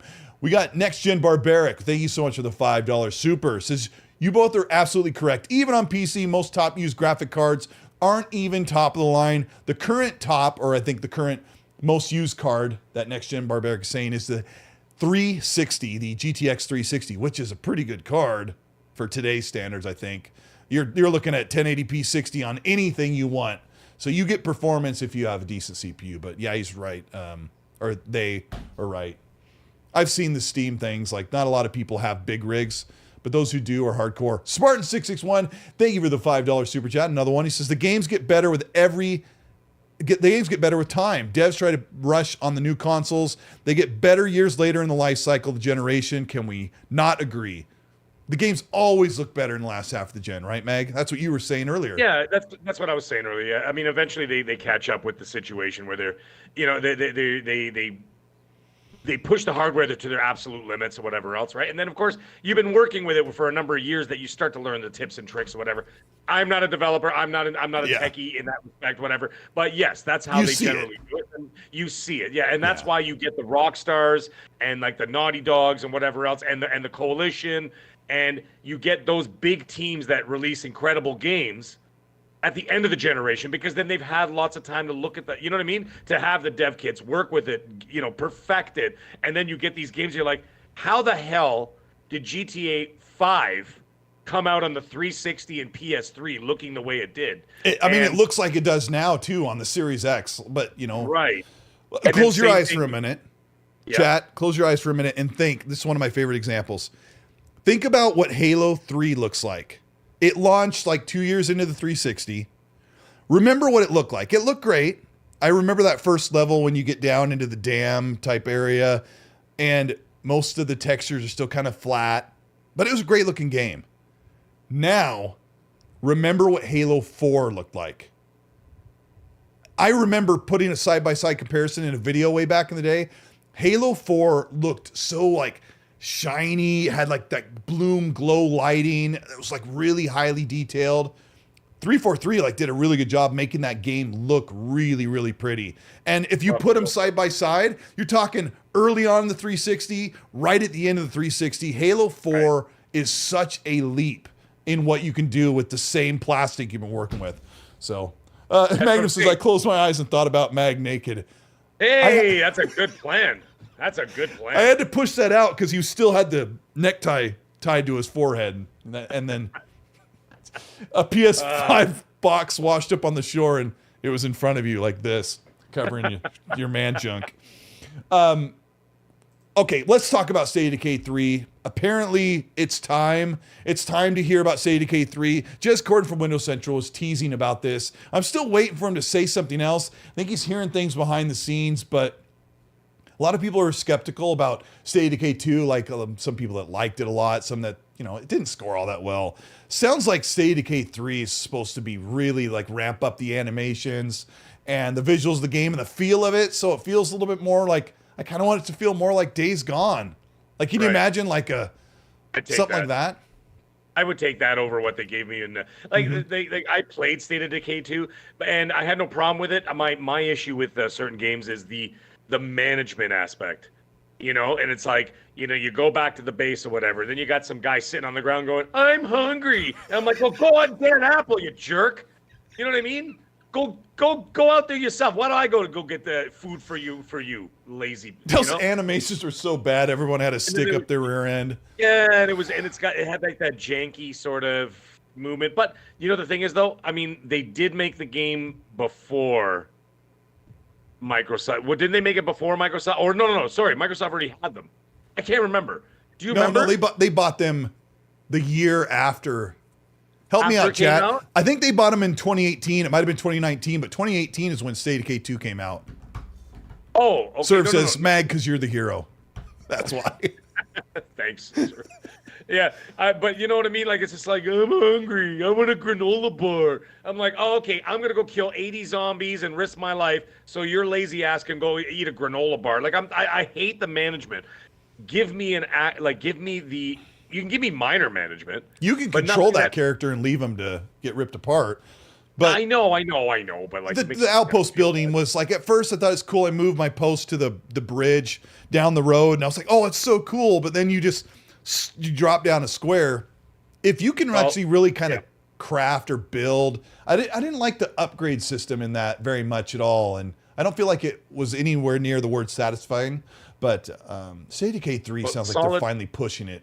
Yeah, we'll see what they're gonna do. I mean, they got money now, and then of course they increased the size. They increased the size of the team. Solid White here. Solid White 731 says yeah, the game was already out. Okay, so now they've increased the team size. They've had literally years to work on this. I mean, the last thing we saw was like the zombie deer, as the chick was like looking down her sniper rifle, and then you see a zombie deer. You can't say chick. It's 2024. You have to say broad. No, I'm just joking. No. Oh, okay, perfect. So there was well, I mean, speaking of that, we're just kidding. Yeah. We're just kidding, by the way. Speaking of that, Undead has said they want the game to look like the promotional materials, and they said in the past they made the trailers look really cool, but the game doesn't really feel or look like that. Promotional materials? Didn't they only show one thing? Yeah. It was a cinematic of like the girl looking down the sniper rifle, and then there was a zombie deer. That was it. Yeah, pretty much. Yeah. The hell? I would need to see more than that. And how many years has that been, by the way? 4. Since they showed that. 4, if not 3. Okay. I think. Help us out, audience. Game says Colt is so woke. No, saying chick and broad is like I think after the 80s you probably weren't supposed to be saying that, but yeah, well, it's just 4 years, guys. I think 4 years. Yeah. If it okay, chat, help us out. If it's been 4 years since they if it's been 4 years since they actually like revealed it. If I'll Google it real quick. State of Decay. If it's been that long, man, they gotta start. I think it might have been 2021. It was 20. You're right. 4 years. Okay, so if it's 4 years, like, hey guys, can we get somebody in management to start like getting these people moving? Let's go. Yeah, what is going on? They doubled their studio. They changed management, or the studio lead left. I don't want to make people cry. No. I just want them to kick butt with that game, because there are things to really like about it too. Give me a great game. Yeah. Give me a great game. And the thing is, you know what? Do you think we'll see anything about it this summer? Yes. At the showcase. Yes.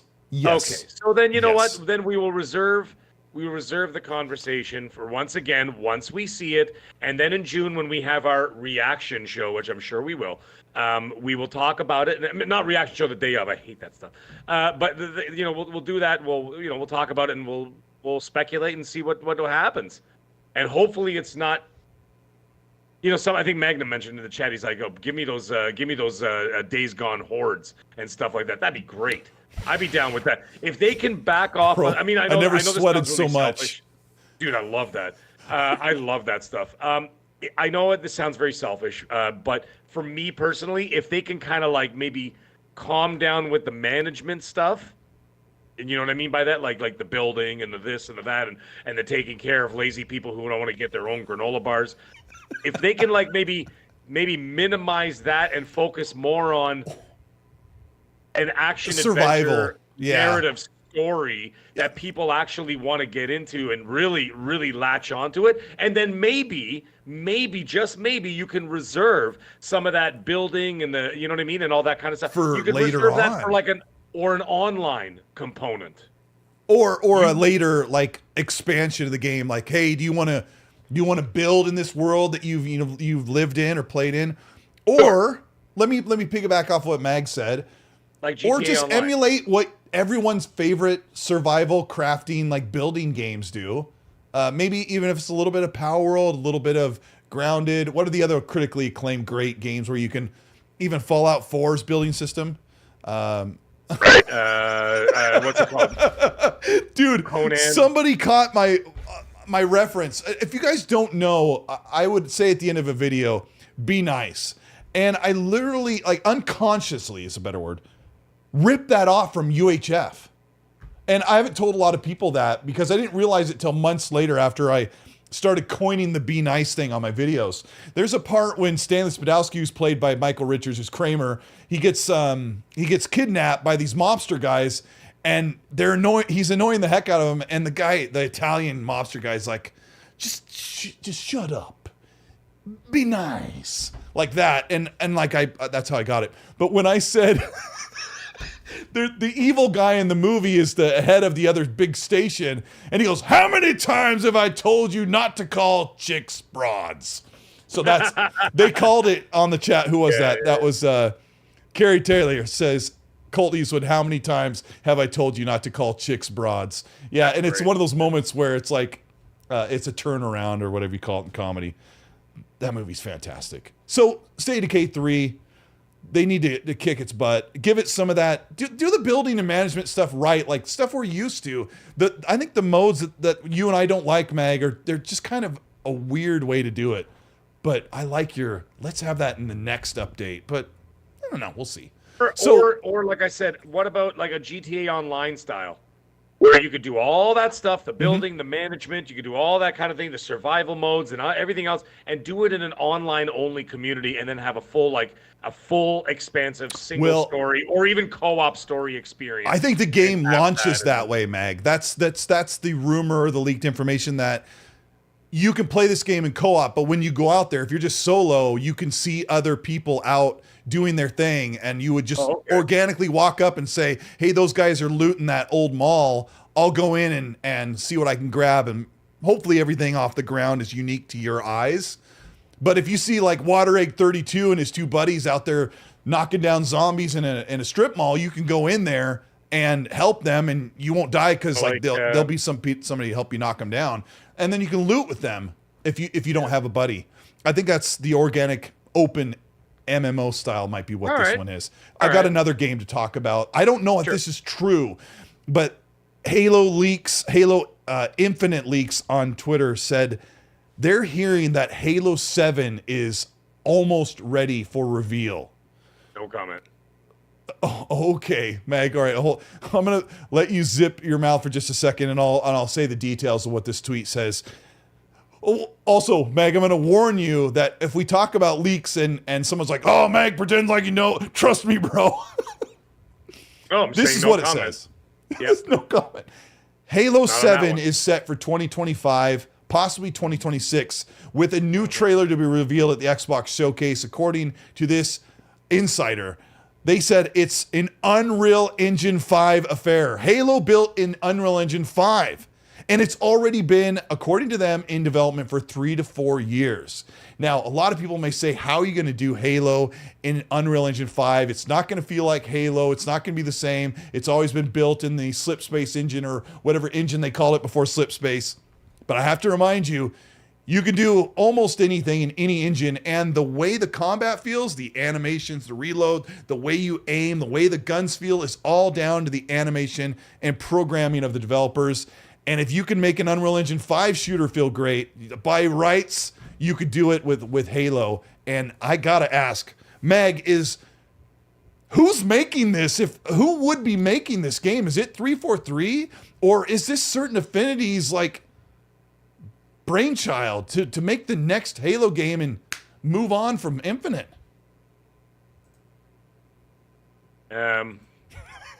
I think it's going to be exciting and fun when they talk about it, and I'm looking forward to it. I'm looking forward to what's going to be coming out and happening, but I do stand by a lot of things that I said earlier this year. That first of all, a lot of the things that I said and talked about haven't happened yet, and they will.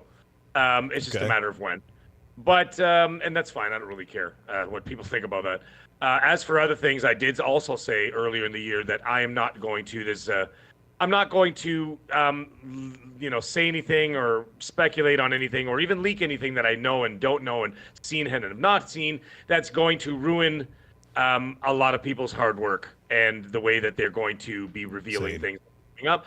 And that's why I'm not going to be talking about it specifically. But that being the case, when a new Halo does come eventually down the road, when it does come, I look forward to it. And like I said, after watching the show, I really, really wanted to get back into one of them. So I think I'm going to play Halo Reach this week and just get back into it and whatever, and just look forward to what they got coming up next. I'm sorry I'm being so incredibly vague. I know. It's just, I'm not going to I don't want to get caught up in it, and I don't want to ruin people's hard work. I don't want to. And I'm not, that's not a slight against you, by the way. That's not a slight against you, because that's already been out there. I'm not worried about this. If you asked me 2 weeks ago, I would have told you, well, I don't think Certain Affinity was working on Halo at all. And then I asked somebody, and they're like, I'm not agreeing with those details. I'm not agreeing with those details, but there are certain things in those details that are correct. Udani said I need to make some that are 100% not correct. Udani said I need to make a T-shirt that says "In Mag We Trust."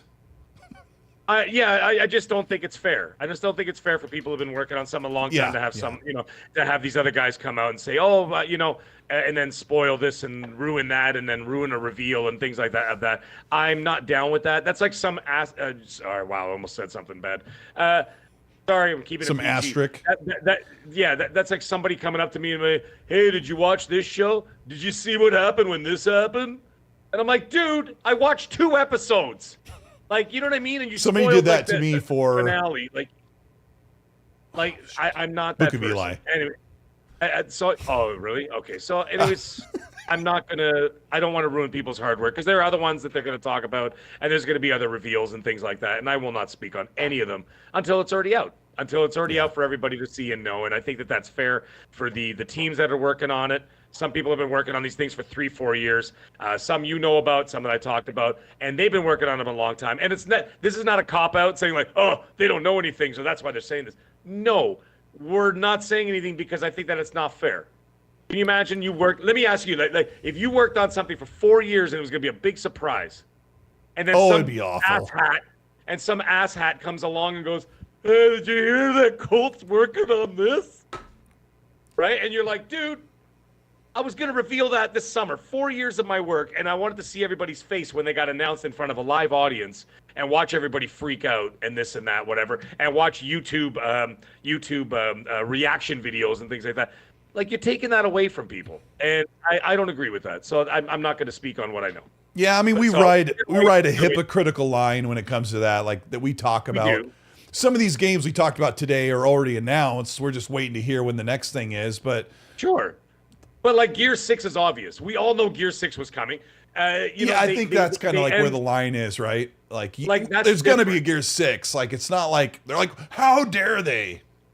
They're ending the trilogy. They haven't finished the story. It ended on a cliffhanger, for Christ's sake. Of course there was going to be a Gear 6. So they're going to have to do that to finish that trilogy. We all knew that.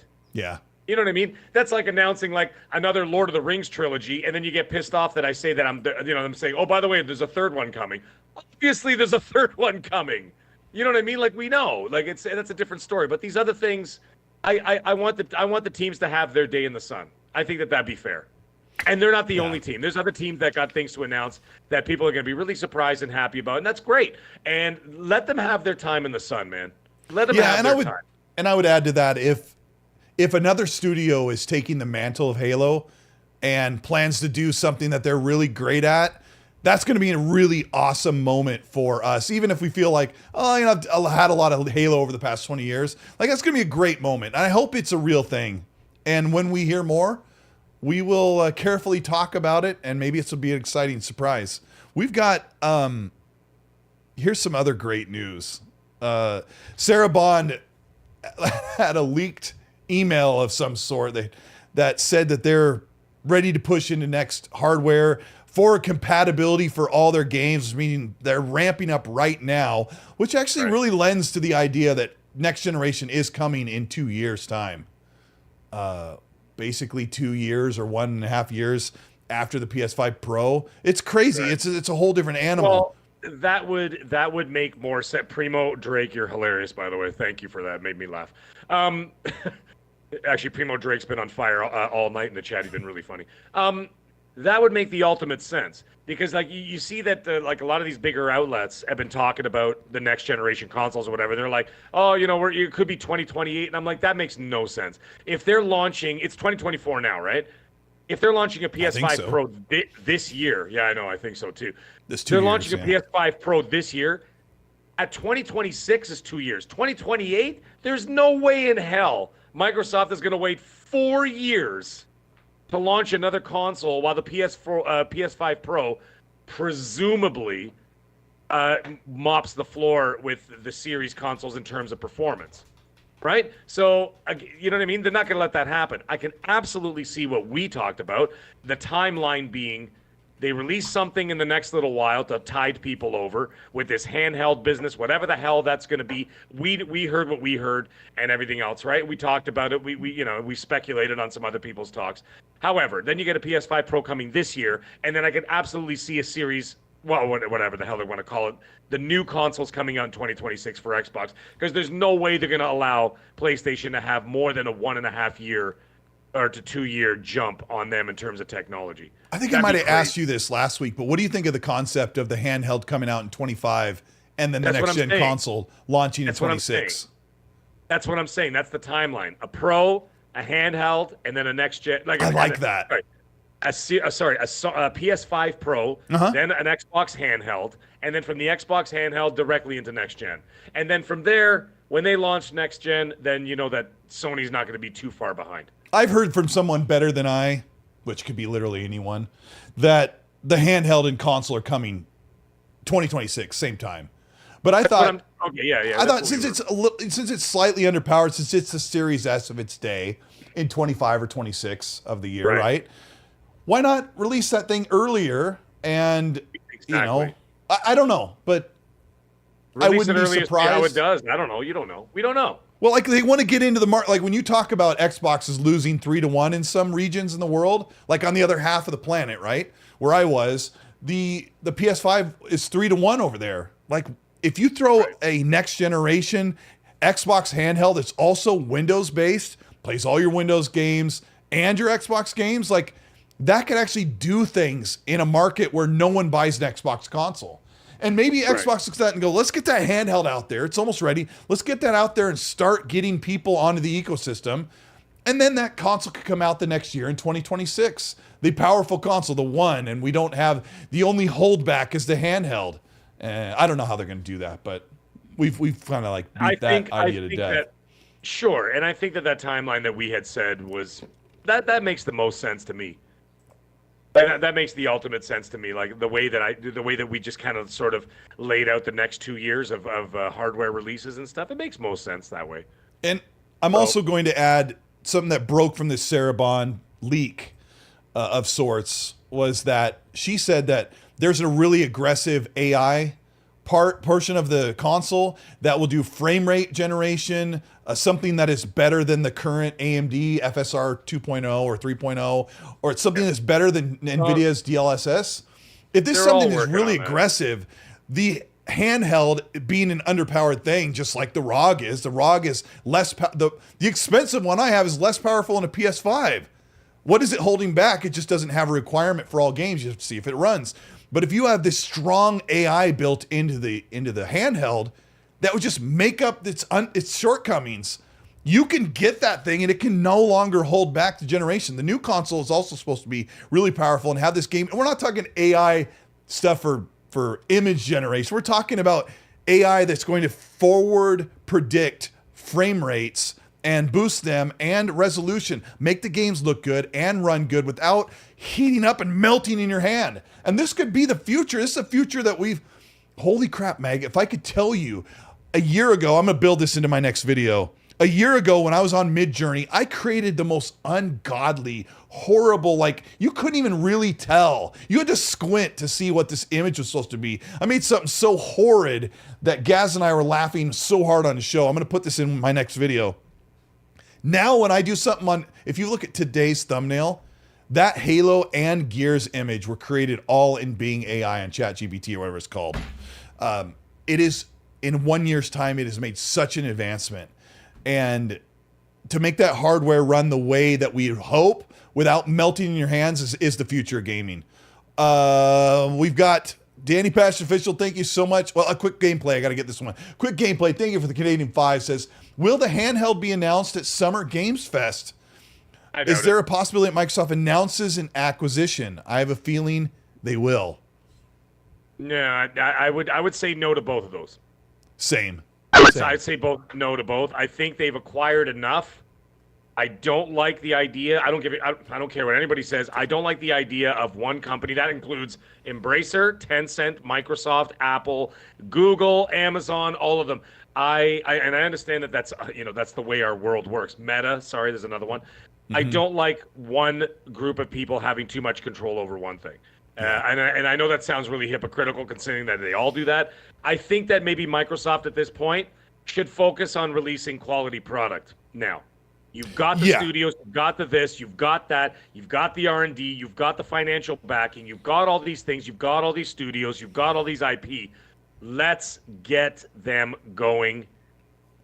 You know what I'm saying? Let's get them out there. Let's get them going. You know what I mean? And let's release quality product that people want to get there and people get into the ecosystem. You want to build the ecosystem, not go against it. You know what I mean? Get people excited about playing a game. Yes. And then the next one's right around the corner. I think we're finally there. It really sucks that the past 2 years have been so sparse. And PlayStation's running into this 1 year where they're going to kind of have an Xbox year for a year. That's happening right now. Helldivers 2 is doing phenomenal. I mean, no one saw that coming for sure. It's doing phenomenal. But the rest of their year is kind of dicey. They've got Astro Bot and one smaller game, they said. So, but they're still doing great. When you said fine. They're all going to do fine. Yeah, and I want to get into that, Mag, because, oh my gosh, there's so much. Because Xbox is in a really good spot, and we never even saw it coming. Even here on this show and in my videos, there are things that I've criticized that I completely looked at the wrong direction. When Quick Gameplay says, at Summer Games Fest, so Sarah Bond said this holiday. So my prediction is, if there was a handheld to be announced, they would do it at Game Awards in December. They said they have something to announce in the holiday for hardware. I can't think of what else it could be. So, as far as the acquisition, no, I think they're good right now. They're making so much money. They're not going to do it anymore. That's what I want to say. They're not going to kick the hornet's nest on top of it, right? So, like, you know what I mean? Like, they've already gone through. Yeah, they barely got through this and everything else. They're not going to start going through this again and have more scrutiny and more eyeballs. They've got enough. Get the product out there now. You know what I mean? Let's get these people working. Yeah, I mean, it really, now the games are pouring in because we haven't even seen the next Doom game. We haven't seen, I don't even want to go around the horn of all the studios. Like Project Midnight or South of Midnight, like all these games are supposed to come out. They're just going to start coming out like every 6 months or whatever, the big ones. So this whole thing with Xbox is losing the console war and all this crap, like I've been looking at it wrong the whole time. Because Game Pass numbers are up. They've never been this high in people playing on console. Diablo 4 went into Game Pass, Mag, and Xbox became the top platform for Diablo 4 because it's in Game Pass. Things are doing so much better. We see this discourse going on online, and I've been so negative over the past few months because it's been kind of dire as I have these problems. But I think sometimes that maybe the executives sit back and go, look at these guys, like, we're making so much money right now, and we've got so many games coming. And I want to shake off some of the negativity that I've felt because we're so narrowed in on how the consoles are doing. But people are just buying games. They're playing the engagement.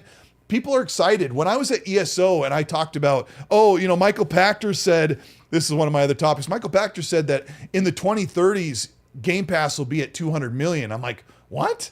No, maybe 50 million or 100 million.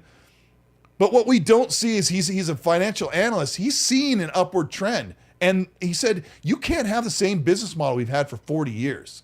That's what he said on his Sifted video. And people are going to be saying, oh, it's Michael Pachter. He doesn't know his head from his A.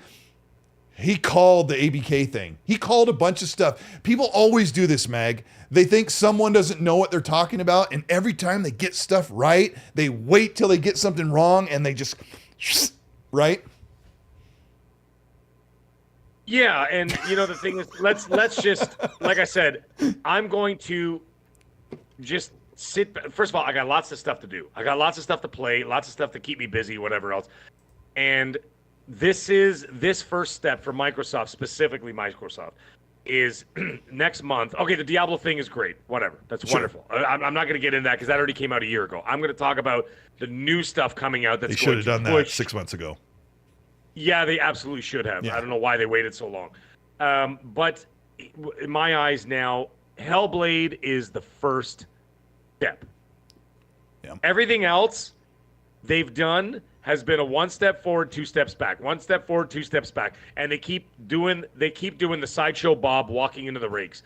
And especially this generation has been, to me, has been not good. But now they've got something going, and it looks like they've kind of shaken it off, and they're like, all right, let's just see what we're going to do here now.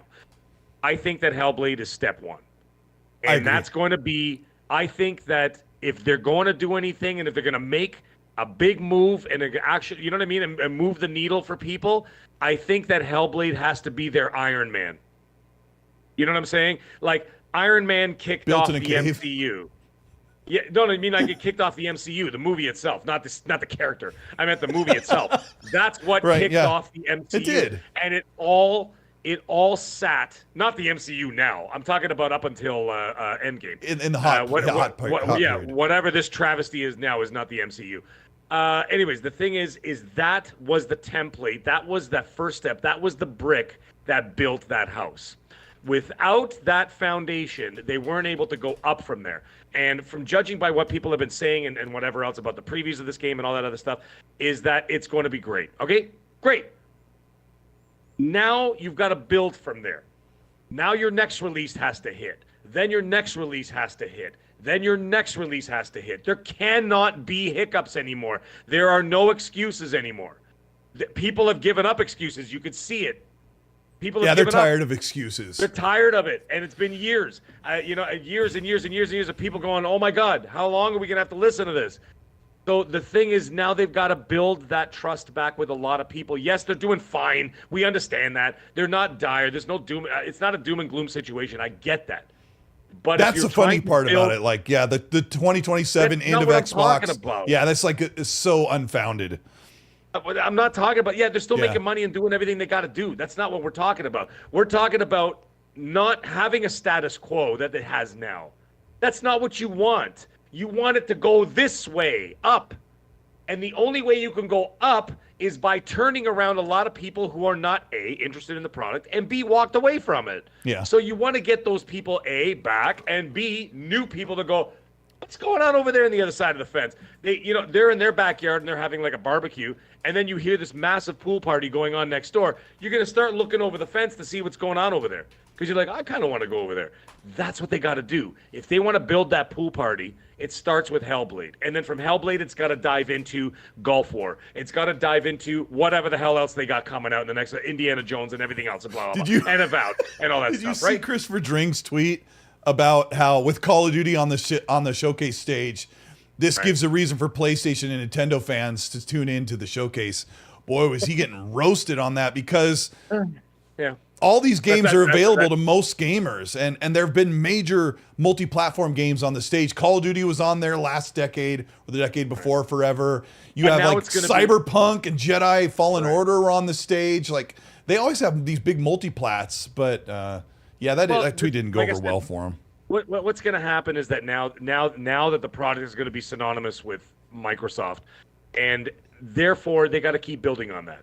And that's what's going to happen in the future. And they're going to have to do that because if you want to go from 27 million subs to 100 million, you're not going to do it by doing what you're doing now.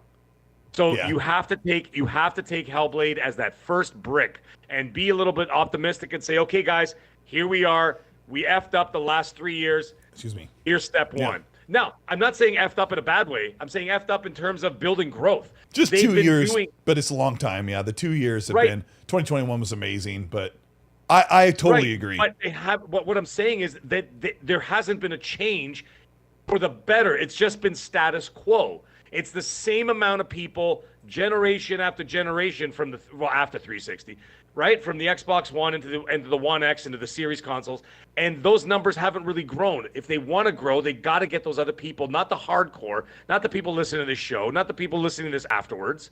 Those are the hardcore. When the next Xbox comes out, I can guarantee you almost everybody in this chat who doesn't have a PC is going to buy it. That's not who you're marketing for anymore. Those people are there. You've got them. You need the new people to get to 100 million subs. You're not going to get 100 million subs unless you build a future, and that's what we need. It was the song and dance that I complained about. Like they were doing the dance because they didn't have the games to show for a 6-month period or longer, right? And so like, hey, we've got some controllers. You know, they did like that for a while, and that can get really annoying when you're like, look, I just came here to play great games. And they have a bunch coming out now. I could rattle off all these studios that have yet to even announce what their game is called or looks like or what There's no other way, Mag. You're right. Hellblade is the start. Somebody said in the chat, I forgot who it was, said Hellblade is the start of the generation. Because with Starfield, it's kind of the start of the generation. It was fully next generation. It was one of the games they promised last gen to come out. And so you've got Starfield, and then you got Hellblade, then you got Avowed. And some people are like, I'm a little iffy about Avowed. Yeah, I'm with you. Like, Outer Worlds is still great. This one's probably going to be really great. Outer Worlds has got to be, in the low to mid 80s at least. Maybe it's higher. Who knows? They really have to do that. But most of all, the game has to. I just noticed something. Those games just have to be well liked, well talked about. Like, get everybody excited. And I think they'll do that. Yes, well, that's what they need to do. It's not the games. It's not even announcing the game. I saw somebody said in the game in the chat saying about they're talking about showing games too early, not showing them too early, this and that, and then all of a sudden they want to see games and said pick a lane. I saw it. I can't remember who said it. Yeah. Brett Bingham. So I see that. That's not what we're talking about. You can announce games till you're blue in the face. It's not that. It's the game has to reach the people. That's when it comes out and when it's being... It doesn't matter what the Metacritic is. The Metacritic's 87, 88, 89. Microsoft games score very well for the most part, except for absolutely. Except for your Starfield, not Starfield. Well, Starfield was what was it? I can't remember. 83 and 85. Like it's an 85 on open. Okay, so that's pretty decent. Yeah, that's good. That's actually. But you know what else we love? You know what else we love is when the games are coming. Like every time they talk about the game or they show some of the game. Like while you're waiting in the interim, it's like show some of the game. People love that. It doesn't matter what platform you're on. Like. Having your game hyped up, marketed, shown, a little reveal here or there. Some people are like, I've seen enough of this game. But, these are the things that they're just going to be constantly doing because they got to reach out to people. That's Redfield, they're finally there. Let me see here. Danny Pastafizzle with the 5 says, Mag, we know Gears 6 is coming. The conversation is people aren't ready. Sorry, people aren't ready. Put it all together. That was the quote. Yeah. Right after watching the Marvel trailer. By the way, Gears will be for next gen, he thinks. But see, that's something we were talking about. We're not really 100% sure, but I think it'll be right at the end of this one. But that's what I'm saying. Judging on the history of what the Coalition has done, I would say that it's going to launch at the end of this generation. Look for it in 2025. I would say the fall of 2025. I would as well. If they announce it this year, if they announce it at the summer showcase. When they announce it at the summer showcase this year, wait for it to be about 14 calendar months, maybe 15 calendar months before it launches. So probably around October. However, hold on, I'm going to pull back. Sorry. Yeah. I agree. Exactly. I'm actually going to pull back. Going to pull back. You know why? I'm not going to say November or October, November because they own Call of Duty now. Oh shoot! Yeah, that's true. And you don't want to step on your own toes. So if you have a new Call of Duty, you can't have a new Call of Duty. September, baby. September, man. Even then, I think you want to give a game like Gears time to breathe because you don't want it to be an afterthought where people rip through the campaign, they play the multiplayer for 3 weeks, and they go, "All right, I'm done." You know what? I'm sorry. It's too bad. It's too bad. Xbox. That's Xbox's boon. That's going to be their burden to carry. They're going to have to smash games together and just deal with it because they have so many coming out. And it's a good thing.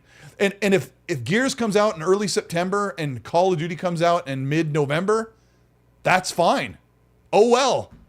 Pick your poison. Too many great games to play.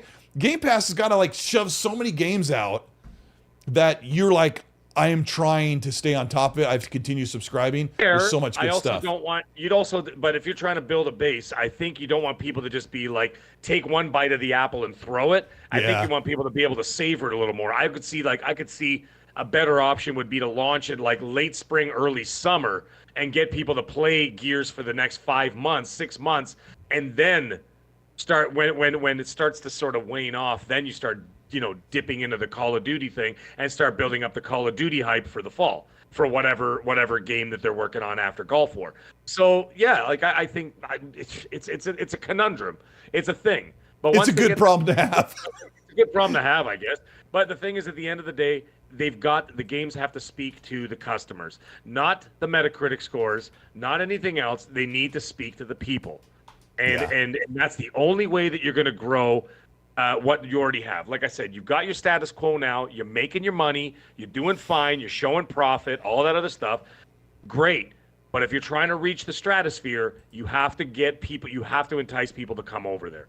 And the only way to do that is having games that speak to the people, where they go, God damn it, that was hot. I can't deny it. It's just like all these other generations and all these different consoles where you ignore it for a while. Oh, I'll buy one down the road. But then a game comes out where people are just like, oh my God, I just can't miss this. Like there's those like surprise hits, like Helldivers 2 is selling consoles for sure and getting people engaged and keeping them, online. And I forgot to mention this at the beginning of the show. There's a new game called Jump Drive that's made by a studio. I didn't look up their credentials, but they're pretty promising. They worked with, I think they worked with Wolfenstein. I didn't write it down, did I? I just wrote Jump Drive. It's an exclusive by some nature. It's exclusive to PC and Xbox. It's not coming to PlayStation. It's a first-person space shooter, sort of in the vein of Helldivers, but you can have a third-person ship. You fly around in the ship combat. You can get on the ground in first person, and it's all in multiplayer co-op. And I was reading the comments, and people are like, this actually has some potential. And for some reason, it's that maybe they just didn't have time to make a PlayStation version. I don't know what the deal is. This thing dropped while I was in Europe. Jump Ship looks so awesome. So like there's these other little games that Xbox is partnered with that still haven't come out yet. Like Silk Song is supposed to come out this year, which is going to be a major hit for Xbox and Game Pass. And then now there's 2 new games from Zenimax, and I don't know what Zenimax is working on, but when I learned how well loved Zenimax Online and Elder Scrolls is, 25 million people are playing Elder Scrolls Online. Zenimax Online Studios is developing 2 AAA games with 2 different engines. One of them is a new IP. The first one is a new IP MMORPG that is being built with a new game engine. The second game is being developed with the former employees of Activision, Raven Software, DICE, PUBG, Bungie, and they're saying it probably sounds like it's some kind of shooter because you've got all these Call of Duty and Battlefield and Bungie hotshots working on this game. And this is from Zenimax Online, so it may be a multi-plat, but these are going to be games that are going to be dropping in Game Pass over the next couple of years or whatever. So I don't know. The doom and gloom period is I've made my grievances, and someone was like, "Oh, the check pass for Cole." It's like you get some clarity when you talk to people who aren't diehard Xbox or diehard console or PlayStation. I talk to these people that they just care about Elder Scrolls and they play on who knows what platform. And then I hear them talk about the business. I hear Sarah Bond, Michael Pachter, all these people that talk about this stuff that's like way out here, away from where we usually talk. I'm like, holy crap, things are actually really good. And Mag, you nailed it. If those games kick butt, if everyone says, man, these are great, you got to play them, it's smooth sailing. Well, like I said, last thing I'm going to say before we end the show is that I'm there now. I'm back on my Game Pass, whatever else. We're going to sit here. We're going to see how I'm going to play Diablo 4 in the meantime. At some point, I mean, I'm still playing all these other games. I'm trying to clean up backlog stuff. But I'm going to get into Diablo, whatever, and then I'm going to get into Hellblade 2, and then this is the moment. This is the moment. Like I'll say, okay, you know what? Said what I had to say. I'm not wrong, and I'm just going to just leave it there. And I'm giving you an opportunity. I'm giving you a window of opportunity here. Let's see what you can produce. Let's see what you got. Let's see what you got. Bring it, and let's see what you can do with it. And we'll take it from there. And if they succeed, wonderful. If they don't really make a difference to me either way. I got lots to play elsewhere. We'll see how it goes. But either way, I'm giving, you know what I mean? They've got their opportunity now, and judging by what we've seen and what people have been talking about, it's a positive thing. It's a good thing. So we'll see how it goes, man. So like I said, give them a chance. They've gotten lots of them in the past. Let's give them one more and let's see what they got with all these games they've got coming up. The last slate didn't work. This slate looks very promising. Let's see how it goes, and I hope it works out, man. Because competition in the ecosystem is healthy for everybody involved, right? So, heck yeah! I mean, I end up enjoying most games, and some I don't. But Risk It for the Biscuit. Thank you so much for the 3 Australians. Says I agree, Colt. My Doom arc is over. Games it is. Games it is, I think so he meant to say. Hey, I reached my full villain arc, and I'm enjoying everything. Mag, what are you gonna be playing as we get out of here? What's I think you kind of said like several times during the show, but what's the one game you're gonna focus on? I am currently playing Assassin's Creed Mirage. Although I haven't played in a few days, I've been really busy. And tomorrow I'm gonna be in the city doing some other stuff. Watching the Blue Jays tomorrow, so I'm gonna be busy. Baby. Actually, they're playing your scumbags tomorrow. Seattle Mariners. Mariners. Is Bo Bichette still with your team? Yeah. Oh, heaven help us! That guy, he's amazing. Yeah. So actually, it's Seattle visiting Toronto tomorrow. So I'm going to be going to see that tomorrow. So I won't be doing any gaming. Anyways, I will be playing Assassin's Creed Mirage. And funny enough, I picked up, of all things, I just wanted to play it with my wife again. Is Resident Evil 5? And we started playing the co-op. The old classic. The co-op one. Yeah. And we've been playing that, and we're like, let's give it a try for fun. So we started playing it, and oh my god. It's just we can't put it down now. All of a sudden, we just remembered how good it was because we've completed it at least once or twice, and we're just doing it again. frames. Yes, it's great. So, anyways, other than that, on the gaming front, I just wanted to shout out one more thing, and I know he's listening out there. Him and his fiance, Guardian Quill 5. He's the one, by the way, who started this avalanche of all these people starting to follow me on Xbox and PlayStation on top of the people I had. Because he was saying to me, he's like, "Yo, Mag, it was me who asked for your gamer tag on that podcast." On the XNC a couple of weeks ago. And that has turned into, guys, you won't believe this. We're over 750 new people have been added to my Xbox and PlayStation catalog of friends. And people like you, Mag. I don't know why they like you. Let's not get excited. But in all seriousness, it's absolutely amazing. And I'm just like, I was completely blown away by it. And I'm like, wow.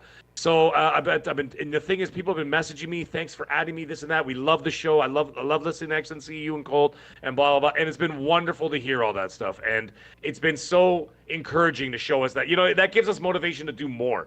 You know what I mean? And to continue to be here and continue to do to entertain people and talk about gaming with passionate gamers, whether we agree with things or not, whether you like us or hate us for what we say. And we learn here too. I feel like sometimes we do this show just to learn something from all of you. It's all part. Yeah, that's what we do. I mean, as human beings, it's all part of the interaction, right? So I appreciate every last person. I got to tell you, man, everybody who messages me, I absolutely will get back to you.